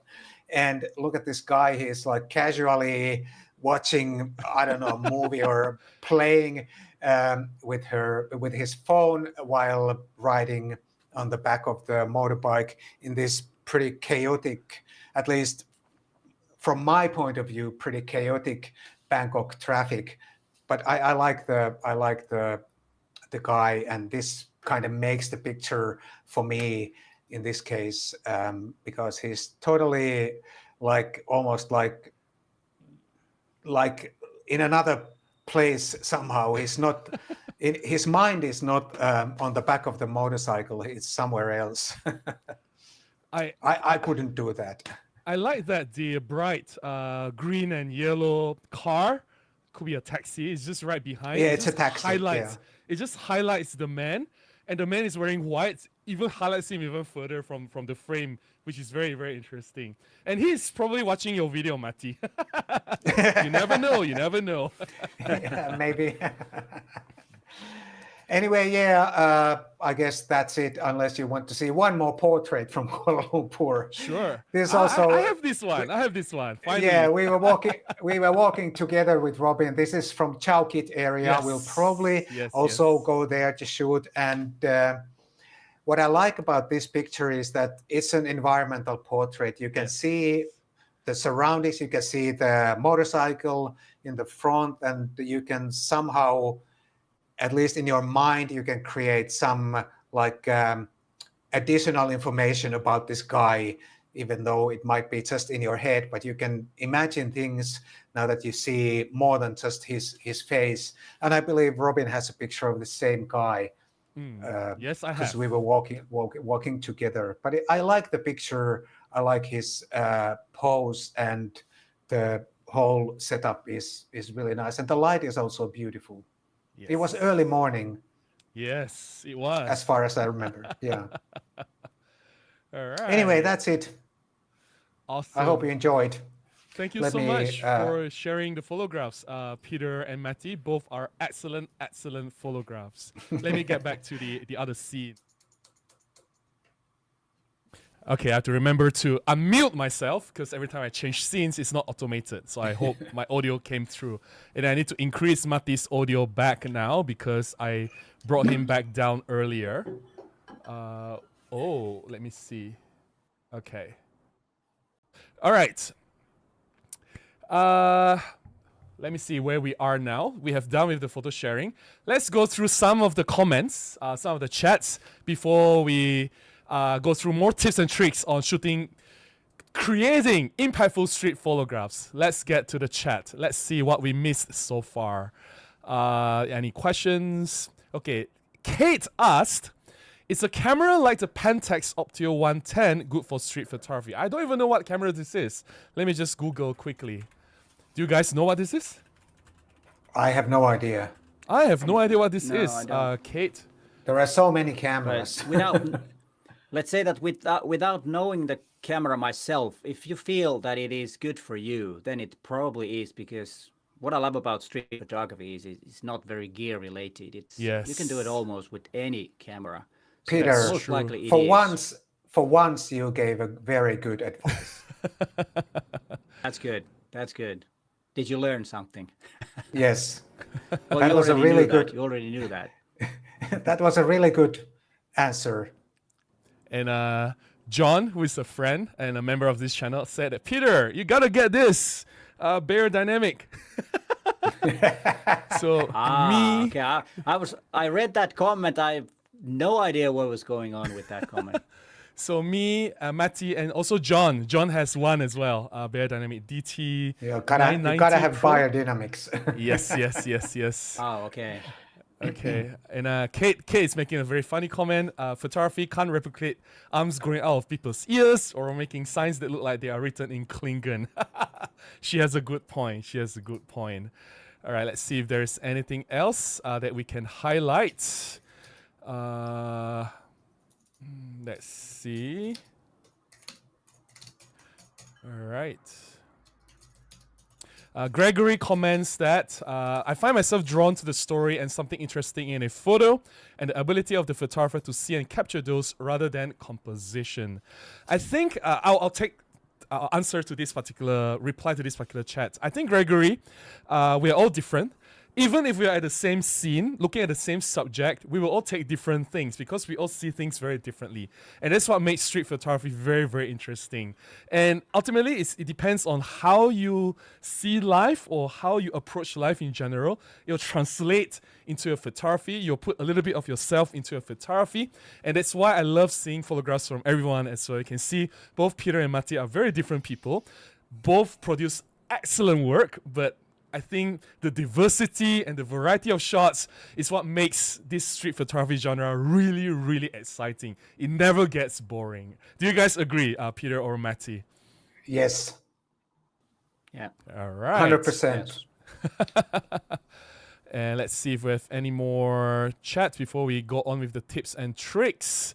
Of course, a lot of people ask. There's one question about image editing and how much. I think it's from Wolfie, is there? Oh, okay. Yes. Wolfie. Owl.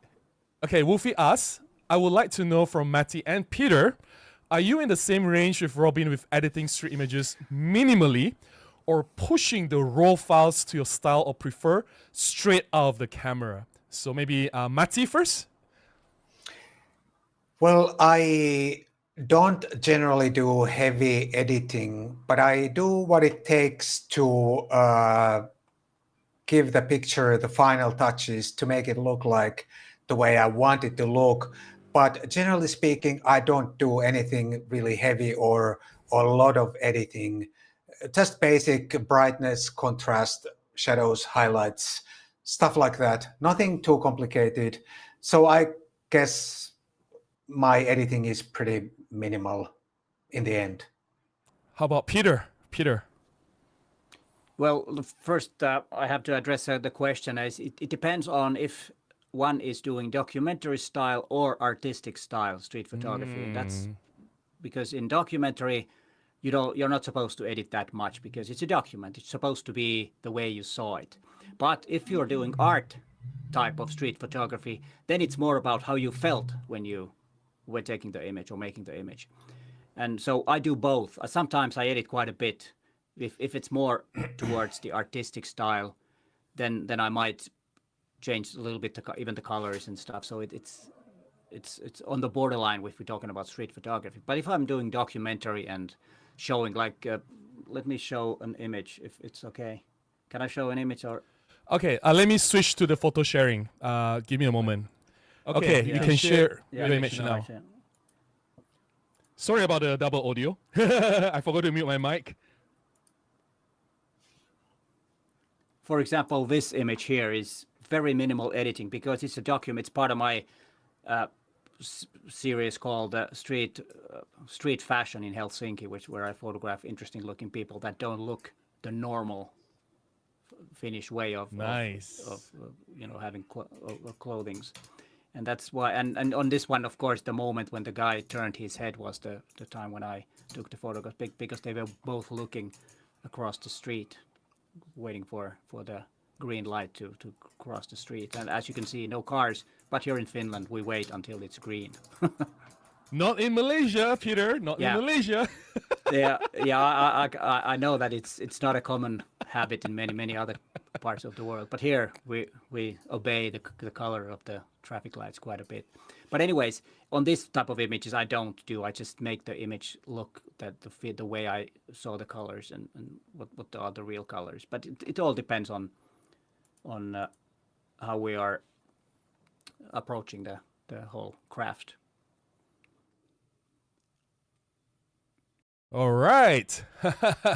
I think what Peter says is true. It all depends on what your intention is with the photograph. If it's supposed to be documentary, then it has to represent real life or reality to some extent, right? So too much manipulation, that's no. But if you want to go creative, you want to go artistic, you're doing something conceptual, something adventurous, then go crazy, do whatever you want, right? Then it all depends on intention at the end of the day. I think Gregory is asking about the workshop. I think Matti has answered it already. I think he says, can you say something about what Urban Street Narratives is? I think that's the name that we came up with for our workshop. Yes. We were looking for a website. A lot of the names were already taken, but Urban Street Narratives is still available, so that's why we took it for our workshop. Also, it represents what we want to do in our workshop as well. We are doing it in an urban environment. Kuala Lumpur is a metropolitan city, so it's urban environment, and we are doing street photography, so that's why it's urban street. And narratives because we emphasize on storytelling. We're emphasizing on what you want to tell in your photographs. As we mentioned, the why and the what and the main content is very, very important. I hope that answers the question. If you guys have anything to add, Peter and Matti? No, not right now. No, Please go check out the link down below and find out everything. All right. And sign up. Yes, please sign up. The chat, I've already pinned it. The sign up to the link or the descriptions below. All right, let's continue on with a few more tips. I think we have a few more interesting tips to share. All right, okay. To both of you, Peter and Matti, when you look at the street photographs, because yes, we do street photography, but oftentimes we also look at other people's work. What are the things that make you go, wow. What impresses you when you look at street photographs? Maybe start with Peter. Well, that's a really actually a hard question because to be honest, I don't get wowed that easily, and it doesn't mean that because I'm good or something, anything like that. But it's just that I've looked so many photographs over the years that there is, like Matti said earlier in this live stream, that everything has been photographed. So it's really hard to wow.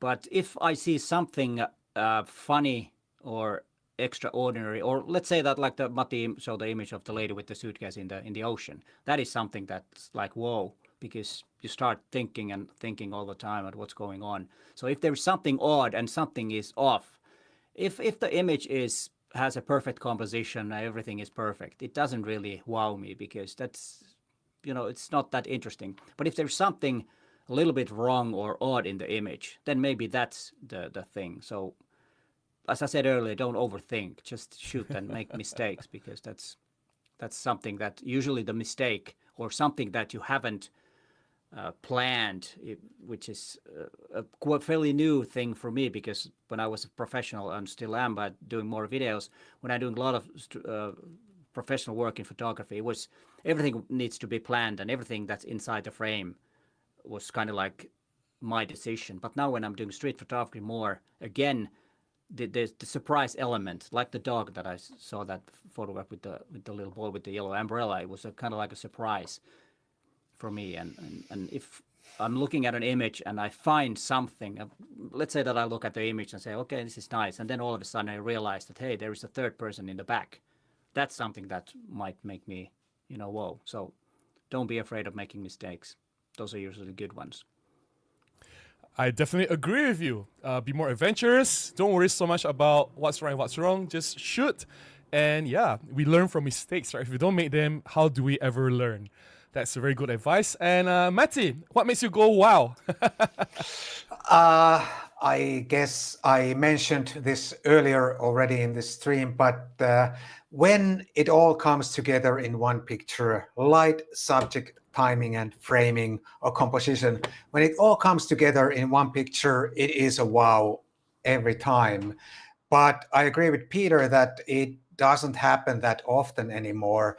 There are certain old pictures, certain classic pictures, so to speak, that always make me go wow when I see them again. But every once in a while, I see a new picture that is really good. And when all those elements sort of come together and they are just perfect in this one frame, then it makes me go, wow. And it's such a pleasure always to see a picture like that. It makes me feel good every time when I see something like that. And sometimes even wonder how on earth did this photographer manage to sort of pull it out or pull it off. I mean, I agree. It's like, sometimes in that split second, there's so many things, right? The moment, the composition, the lighting, and like where you are. Do you go near? Do you go far? And a lot of things you have to consider. And when they get everything right, it's like, wow. I get what you mean, Matti. Definitely.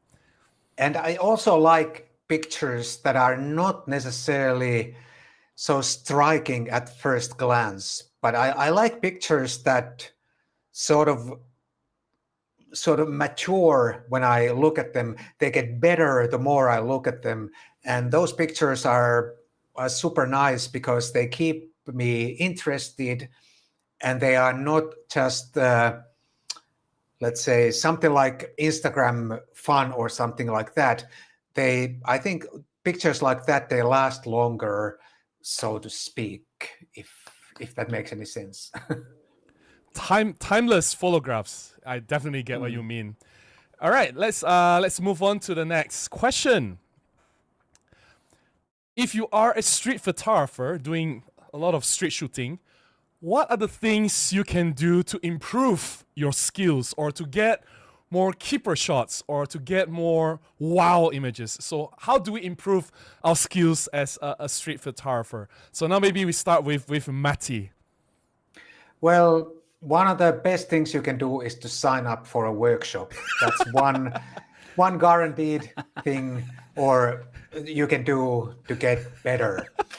But just in case you don't want to do that, I think the best thing is to look at other people's work that you know, some established photographers, you know that the work is good, and just pick up ideas from those pictures and try to create something similar.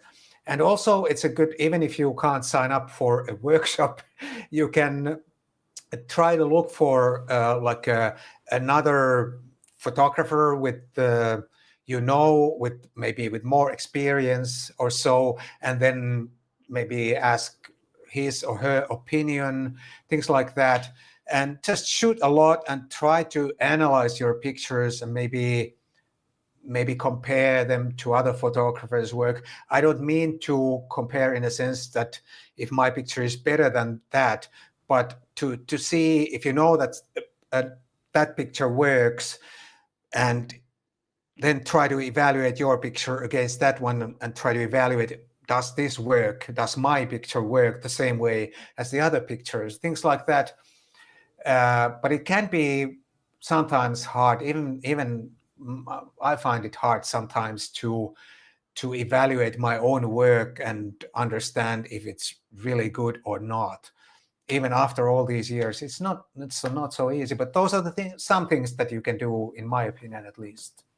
Yeah, I actually agree with Matti here. Like, because our photographs are our babies, right? We tend to be biased. We tend to love our babies, right? So when we have someone else who is not emotionally attached to the creation of the photographs because they didn't make them, so maybe they can see something that is there or that is not there, and they can be more honest about their feeling on the photograph, and which is very important for us to have a feedback from our friends, and to have actually to join workshops as well, to have mentors or other photographers to give an honest feedback on your work as well, right? So not trying to promote this workshop too hard, just saying. Yeah, you can get a fresh perspective. That's very important. So to Peter, so what can you do or what can a photographer do to improve his skills as a street photographer? Well, first of all, we all should photograph for ourselves, not for the likes that you can get from Instagram or any other apps, because if you're going for the likes, that will take you to a wrong direction, and because then you're not true to yourself. I think you should photograph for yourself the stuff that you want and the way you want, and then if the work is good, you will get the likes. That will kind of like follow if that's something that you want. But if you just think what others will think, you will fail. So that's my take on this. That's a very wise sharing. Don't shoot for the likes. Shoot for yourself. That's very, very, very good. All right. To the audience in the chat, we are coming down to our last two questions for the night already. So, of course, after answering these two questions on how to create impactful photographs for street photography, we will be just answering your Q&A. We'll just open up to chat. So I think it's time for you to throw in the questions in the chats, and we'll come to you very, very shortly, all right? We'll try our best to answer as many questions as possible. Of course, we won't be able to answer every single question in the chat like what I used to, but we'll get to as many of them as possible. Now, on to the next question. To both of you again, who are your inspiration? Who motivates you to do street photography? Who are your heroes or your idols? Or who do you look up to for inspiration, street photography? Someone famous, may not be someone famous. Anyone, any names, please share. We start with Peter this time.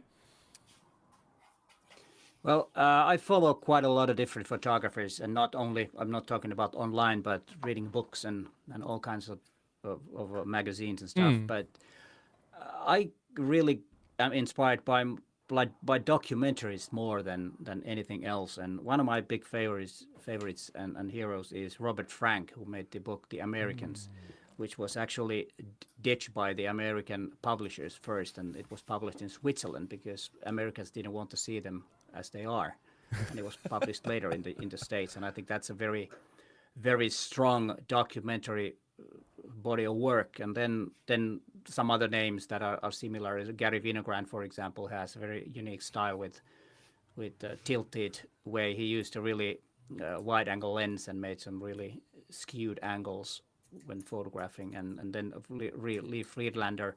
And then some of the newer ones is definitely worth looking is Martin Parr, a British photographer who has very humorous images. And that's something. And then there are some newer ones that I follow on Instagram, to be honest, but I don't remember all the names. But you know, the images. It's not always that important who it is. If I see certain type of images and I go back to them, and then I will start checking who they are. So there are quite a lot. And of course, Robin and Matti are some of the ones that I also always look at their images because they're interesting. They do a little bit different style. And then what's important is that I think Matti has said this many times, and I think there's a lot of wisdom in those words. That try to, if you see an image that you don't understand, that you don't like it at all, try to figure out why it was made and why maybe someone likes it. And I'm sorry now I'm stealing your thing, but this is actually Matti who has talked about this quite a bit, and he maybe talks more about it, how he does that. But I think that's also a good approach. So if you have some heroes, don't follow only those, but always be curious and look other type of work too. You will learn a lot, and you might be even start liking something totally different. Excellent advice, Peter. I really agree with Peter. Sorry. Yeah, especially the one that was excellent. That was yours. No. I mean that too. That was excellent. But also the advice to follow photographers that you don't necessarily understand or like. It's a very good idea to follow also that kind of photographers, because you might learn something from those photographers too. I definitely agree. And so Peter has mentioned a few heavyweights, Robert Frank, Gary Winogrand, and who was the last one that you mentioned? Martin Parr, the humorous one. Martin Parr, yeah. And these are the legends, guys. I think what Peter mentioned, or perhaps I would like to emphasize this as well, is it's good to read books or to discover or to learn about the past photographers, because if their photography was legendary at some point, if they have made it huge at that time without internet, by the way, so they have to be really good to be published, right? I think there's a lot we can learn from the past that we can implement in our own photography, whether it's street photography or not. There's a lot we can learn, right? Okay, Matti, who's your inspiration? All right. I also had Martin Parr on my list, but I won't mention him because Peter already mentioned him. I have another Mangum photographer. His name is Harry Groyert. I'm not sure how to pronounce his last name, but his color work is exceptional, really exceptional work. And I really admire especially his color work. He's really good. And then Pentti Sammallahti, he's a Finnish photographer, fine art photographer. His black and white work is really exceptional, especially his panoramic pictures, really something exceptional, really good. One photographer definitely worth having a look at. And then some of those two are pretty much established, like well-known photographers. And then there's a guy called Marcus Andersen. He's a Sydney-based Australian photographer. He has really nice street photos and also other types of photography. I really admire his work too, worth taking a look. He's on Instagram, for example. And then there's a Swedish photographer called Gustav Grell.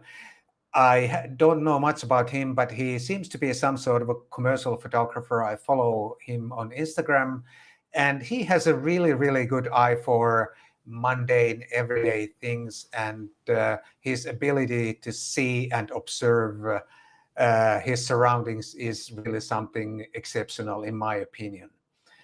So those are the photographers I want to mention here. but there are so many more that it would take another 2 hours to go through all of those, all my heroes. But these are the ones I wanted to mention this time. Very nice, Matti. A very wide range as well. I'm looking at Harry Gruyart. Gruyart's, wow, really cool color photographs, as you have mentioned, and a lot of geometry and lines as well. Definitely, I'll check out the list as well. I think a lot of people here in the audience can check out the list of the photographers that Matti has mentioned. I think we have a good mix between Peter and Matti, right? Peter is throwing all the heavyweights, and Matti is throwing some of the more modern photographers as well. And we can find these photographers on Instagram as well. I can't remember the names already, I have to admit, because this is my first time hearing the names. But I'll play back the stream and I'll try to go through all the recommended lists from Matti. All right. Should I write them in the chat maybe? Maybe in the comments after the stream ended. We don't have to do it now. After the stream ended. Yeah, that would be great. Let's do it that way. Yeah. Okay. Last question of the night. All right. So for you guys in the chat, before I ask Matti and Peter this question, I see one or two of you have been asking questions. Please come in with the questions. We'll get to you very, very shortly. So the last question, on your camera, whatever camera that you have, whether it's the GR3X or any other cameras, right? What is the most important setting? The one setting that you look at and make sure that you get right when you do street. Is it focusing? Is it shutter speed? Is it ISO? Because here's the thing, right? A lot of people ask me questions. Robin, what are your camera settings? There's so many settings on the camera. Like, you can't be possibly making all these settings as we shoot on the street, right? So there must be a few settings or at least one setting that you must get right for that shot. So, Matti, what is that one setting in your camera that you must take care of when you take photographs? Okay, I think the focus is obvious. You gotta get that right. But if we leave that out, let's talk about the actual settings. I think the shutter speed is the most important. It has the biggest impact on the picture. If the shutter speed is wrong for the situation, I'm not saying there's one correct shutter speed for every picture, but if the shutter speed is wrong for the situation in hand, then it potentially ruins your picture. Aperture is also important, but I think the depth of field doesn't, especially for street photography, even though I agree what Peter said, that the background plays an important part in the picture, but I still think the shutter speed is more important, because if it's, for example, if it's too long, it will just completely ruin your picture. But if the depth of field is, let's say, a little bit too shallow, it doesn't necessarily ruin the picture the same way as the wrong shutter speed.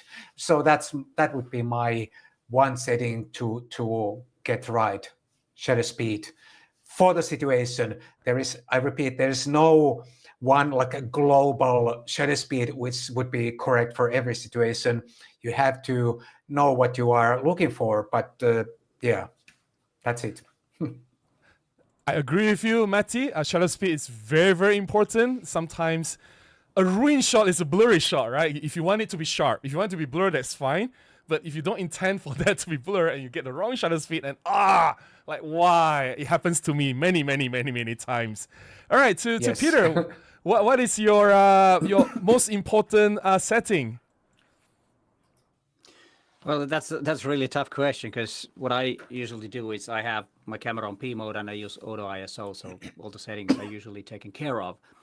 And of course, I've limited the shutter speed to a certain amount so that I can freeze the motion, because most times I do want that, and that's why I have to say and agree with Matti that the shutter speed, because that's the most important thing when it comes to motion and how to record it, because if I want to freeze the motion, I need a faster shutter speed, and sometimes I want some blur or motion blur or something, then I need a longer one, and that affects the most how the image will look. So it has to be shutter speed.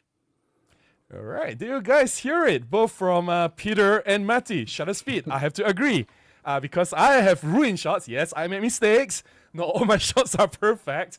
Yes, usually the shutter speed is too slow, and I didn't watch that in time.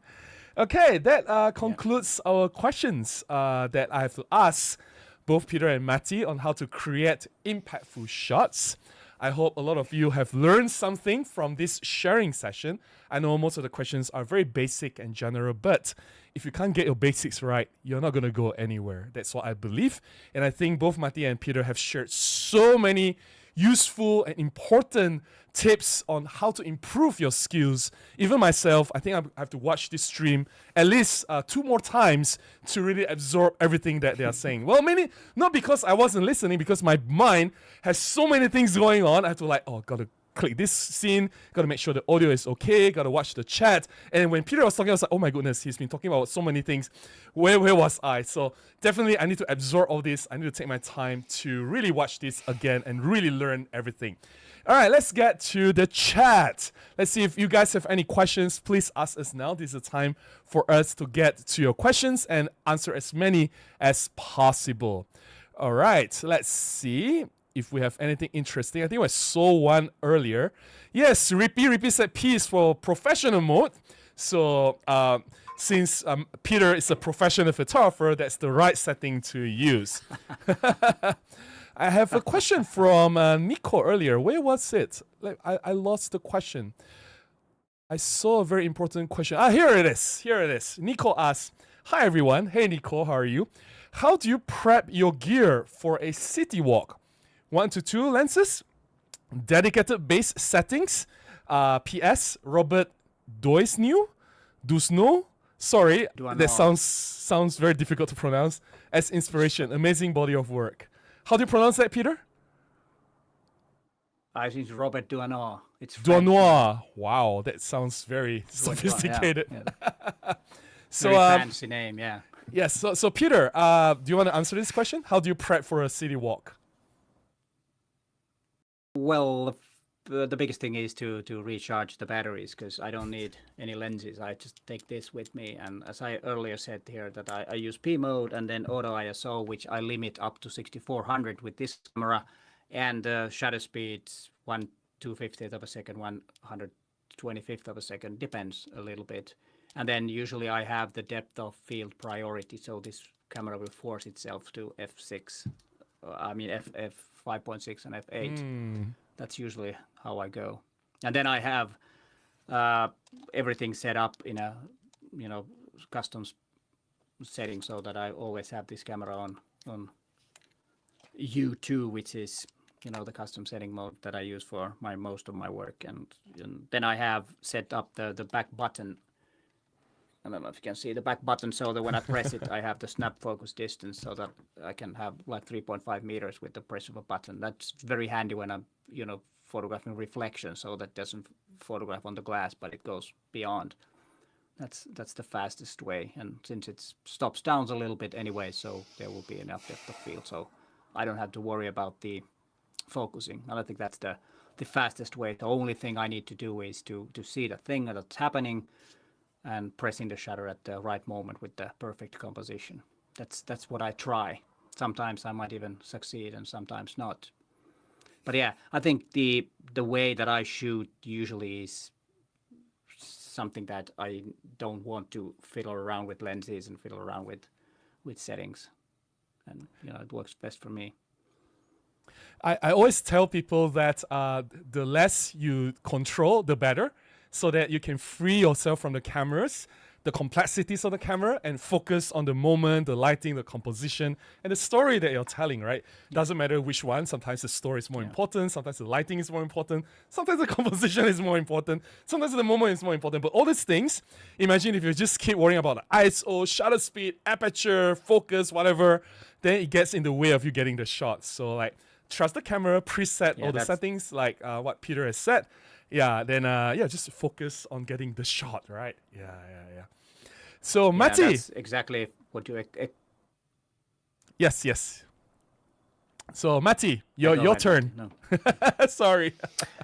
Yes, I believe that a simple setup is the best setup.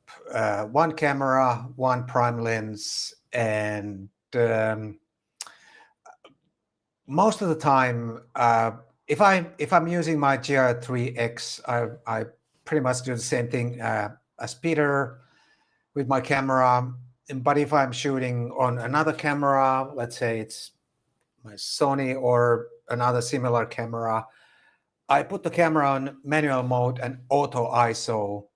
Then I can just set up the shutter speed and aperture the way I want, and the auto ISO takes care of the final exposure. And I find it really easy way to control everything very quickly. And one thing to remember is that street photography, documentary photography is not about the technical perfection. It's about nailing the moment and all the things we talked about. And that's why I don't mind if let's say the ISO creeps up to, even on a full frame camera, 12,800 or even higher. I don't mind, as long as I'm able to capture the moment. And yeah, that's it. And simple setup is the best setup, in my opinion. Less distraction and more time for my brain to observe, and my eyes to observe what is happening around me. I think that's much more important than. And one more thing I want to say: you have to be so familiar with your camera gear that you don't have to think about it. You just use it and free your mind to everything else. I agree with Matti. Matti said earlier that it is very important. What was it you said earlier? Now my brain doesn't work. What did I said so many things. Wait, it was about technical profession. Yes. Technical profession is not everything, because we often obsess about getting the sharpest image, right? Getting the best ISO, worry about noise, dynamic range, about, like all these technical problems that we often miss the important things in a photograph, like lighting, moment, and storytelling. I think that's a very important point that Matti made. Technical profession is not everything, so try to keep things as simple as possible. All right, so let's move on to the next question. I think we have one. We can take one or two more questions, because we have been online for more than 2 hours. Wolfie asks, do you rely on depth of field or for layering an image, or do you find it too distracting or maybe overused as a tool in the photography genre? I think I may be wrong, Wolfie, but please correct me if I'm wrong. Are you saying that using blurry background for layering? Because it could be using blurry background or using seeing everything clear, like what Peter loves to do, right? He likes to use f8 and see everything as much depth of field as possible. But I'm gonna go with I'm just assuming. Correct me if I'm wrong, Wolfie. I'm just assuming that you're saying, do you rely on blurry background, like shallow depth of field for layering? I think Peter has answered this already, so I'll go to Matti first, then Peter later. So Matti, do you use blur background? It depends. Most of the time, like already mentioned in this stream a few times, that he's talking about blurry background. If I'm taking a portrait of someone, like some of the pictures I shared earlier, then yes, blurry background might be a good idea. But I don't think it's so simple. Sometimes you may want more of the background. But if it's like a situation on the street, then I want a lot of depth of field, because the whole situation plays a big role. And I think it's important to be able to see what is happening in the situation. And if the depth of field is very shallow, it can be distracting, and it can prevent the viewer from seeing the whole situation, because it's not the same as, I want the viewer to feel like they are in the scene with me. And if I'm using a very shallow depth of field, it's not like, it doesn't look like reality then, because in real life, we don't see that way. We see human eye has quite a lot of depth of field. That's a very interesting take. Yeah, it all depends on situation and what's the intention of the photograph, right? And I roughly can guess what Peter's answer is already, but never mind. So let Peter speak for himself.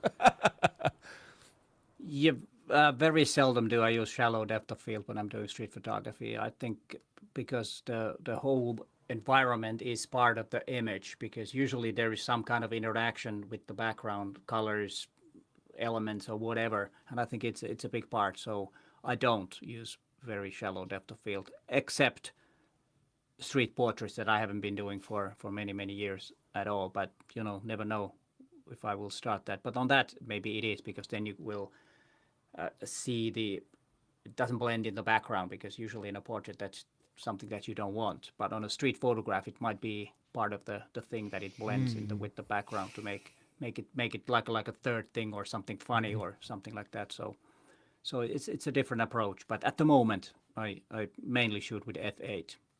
Nice.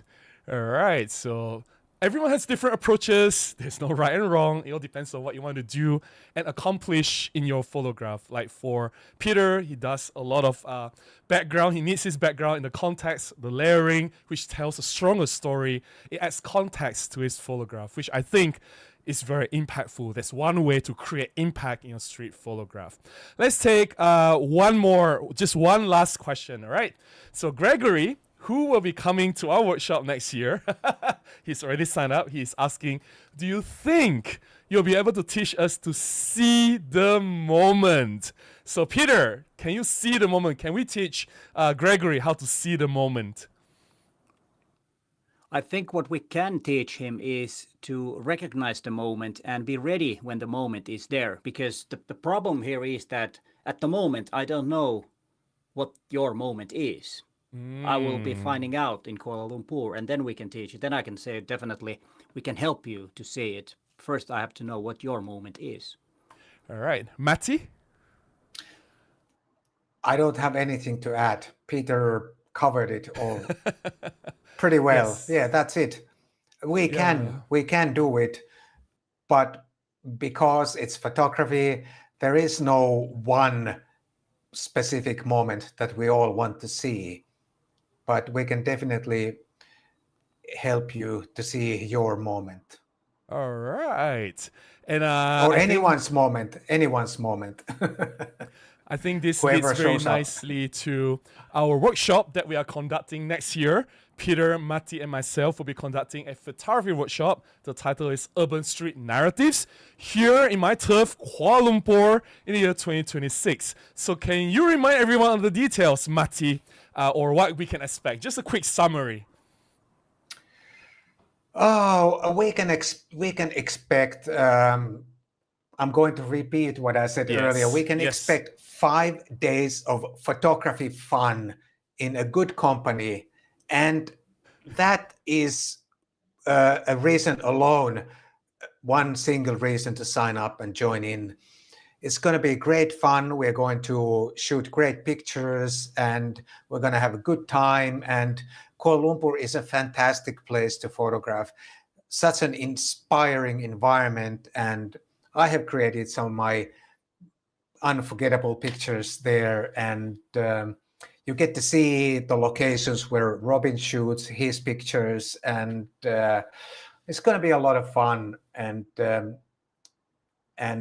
based on the experience we got from the workshop in Helsinki a couple of years ago, it had a similar theme, shooting a series of 3 to 5 pictures. Everyone loved that concept because it's something different. And imagine being with the three of us 5 days. That's going to be a treat. A treat indeed. And one final question to you, Peter. For yourself, you've never been to Kuala Lumpur, so what do you look forward to in this particular workshop? Personally, can be anything. Well, personally, of course, I love to share what I know, and if someone appreciates it, that's really great. And then, of course, I want to meet you. I haven't never met you, only online. That would be great. So cool. Matti, I know already, so but yeah, it doesn't matter anymore. It doesn't matter anymore. It's not that exciting anymore.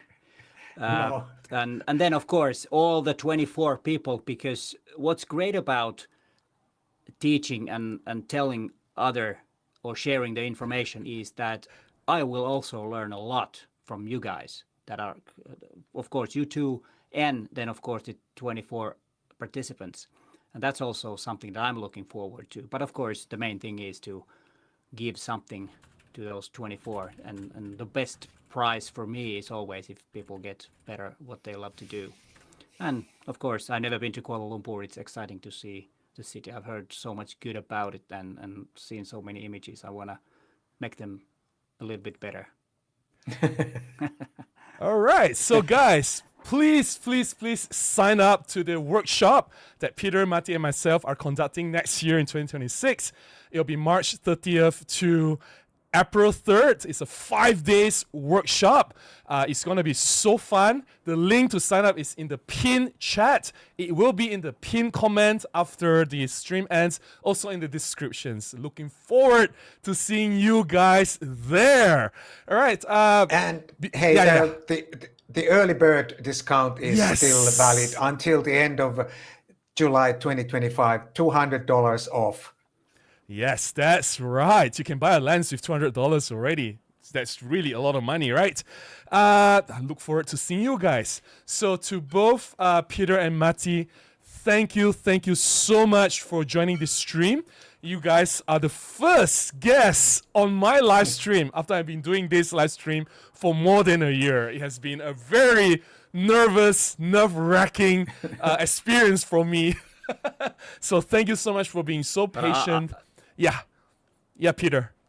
And thank you so much. Thank you so much, Robin, for having us. And I think you did a great job with hosting this. Thank you. I think it was a premium quality from your side.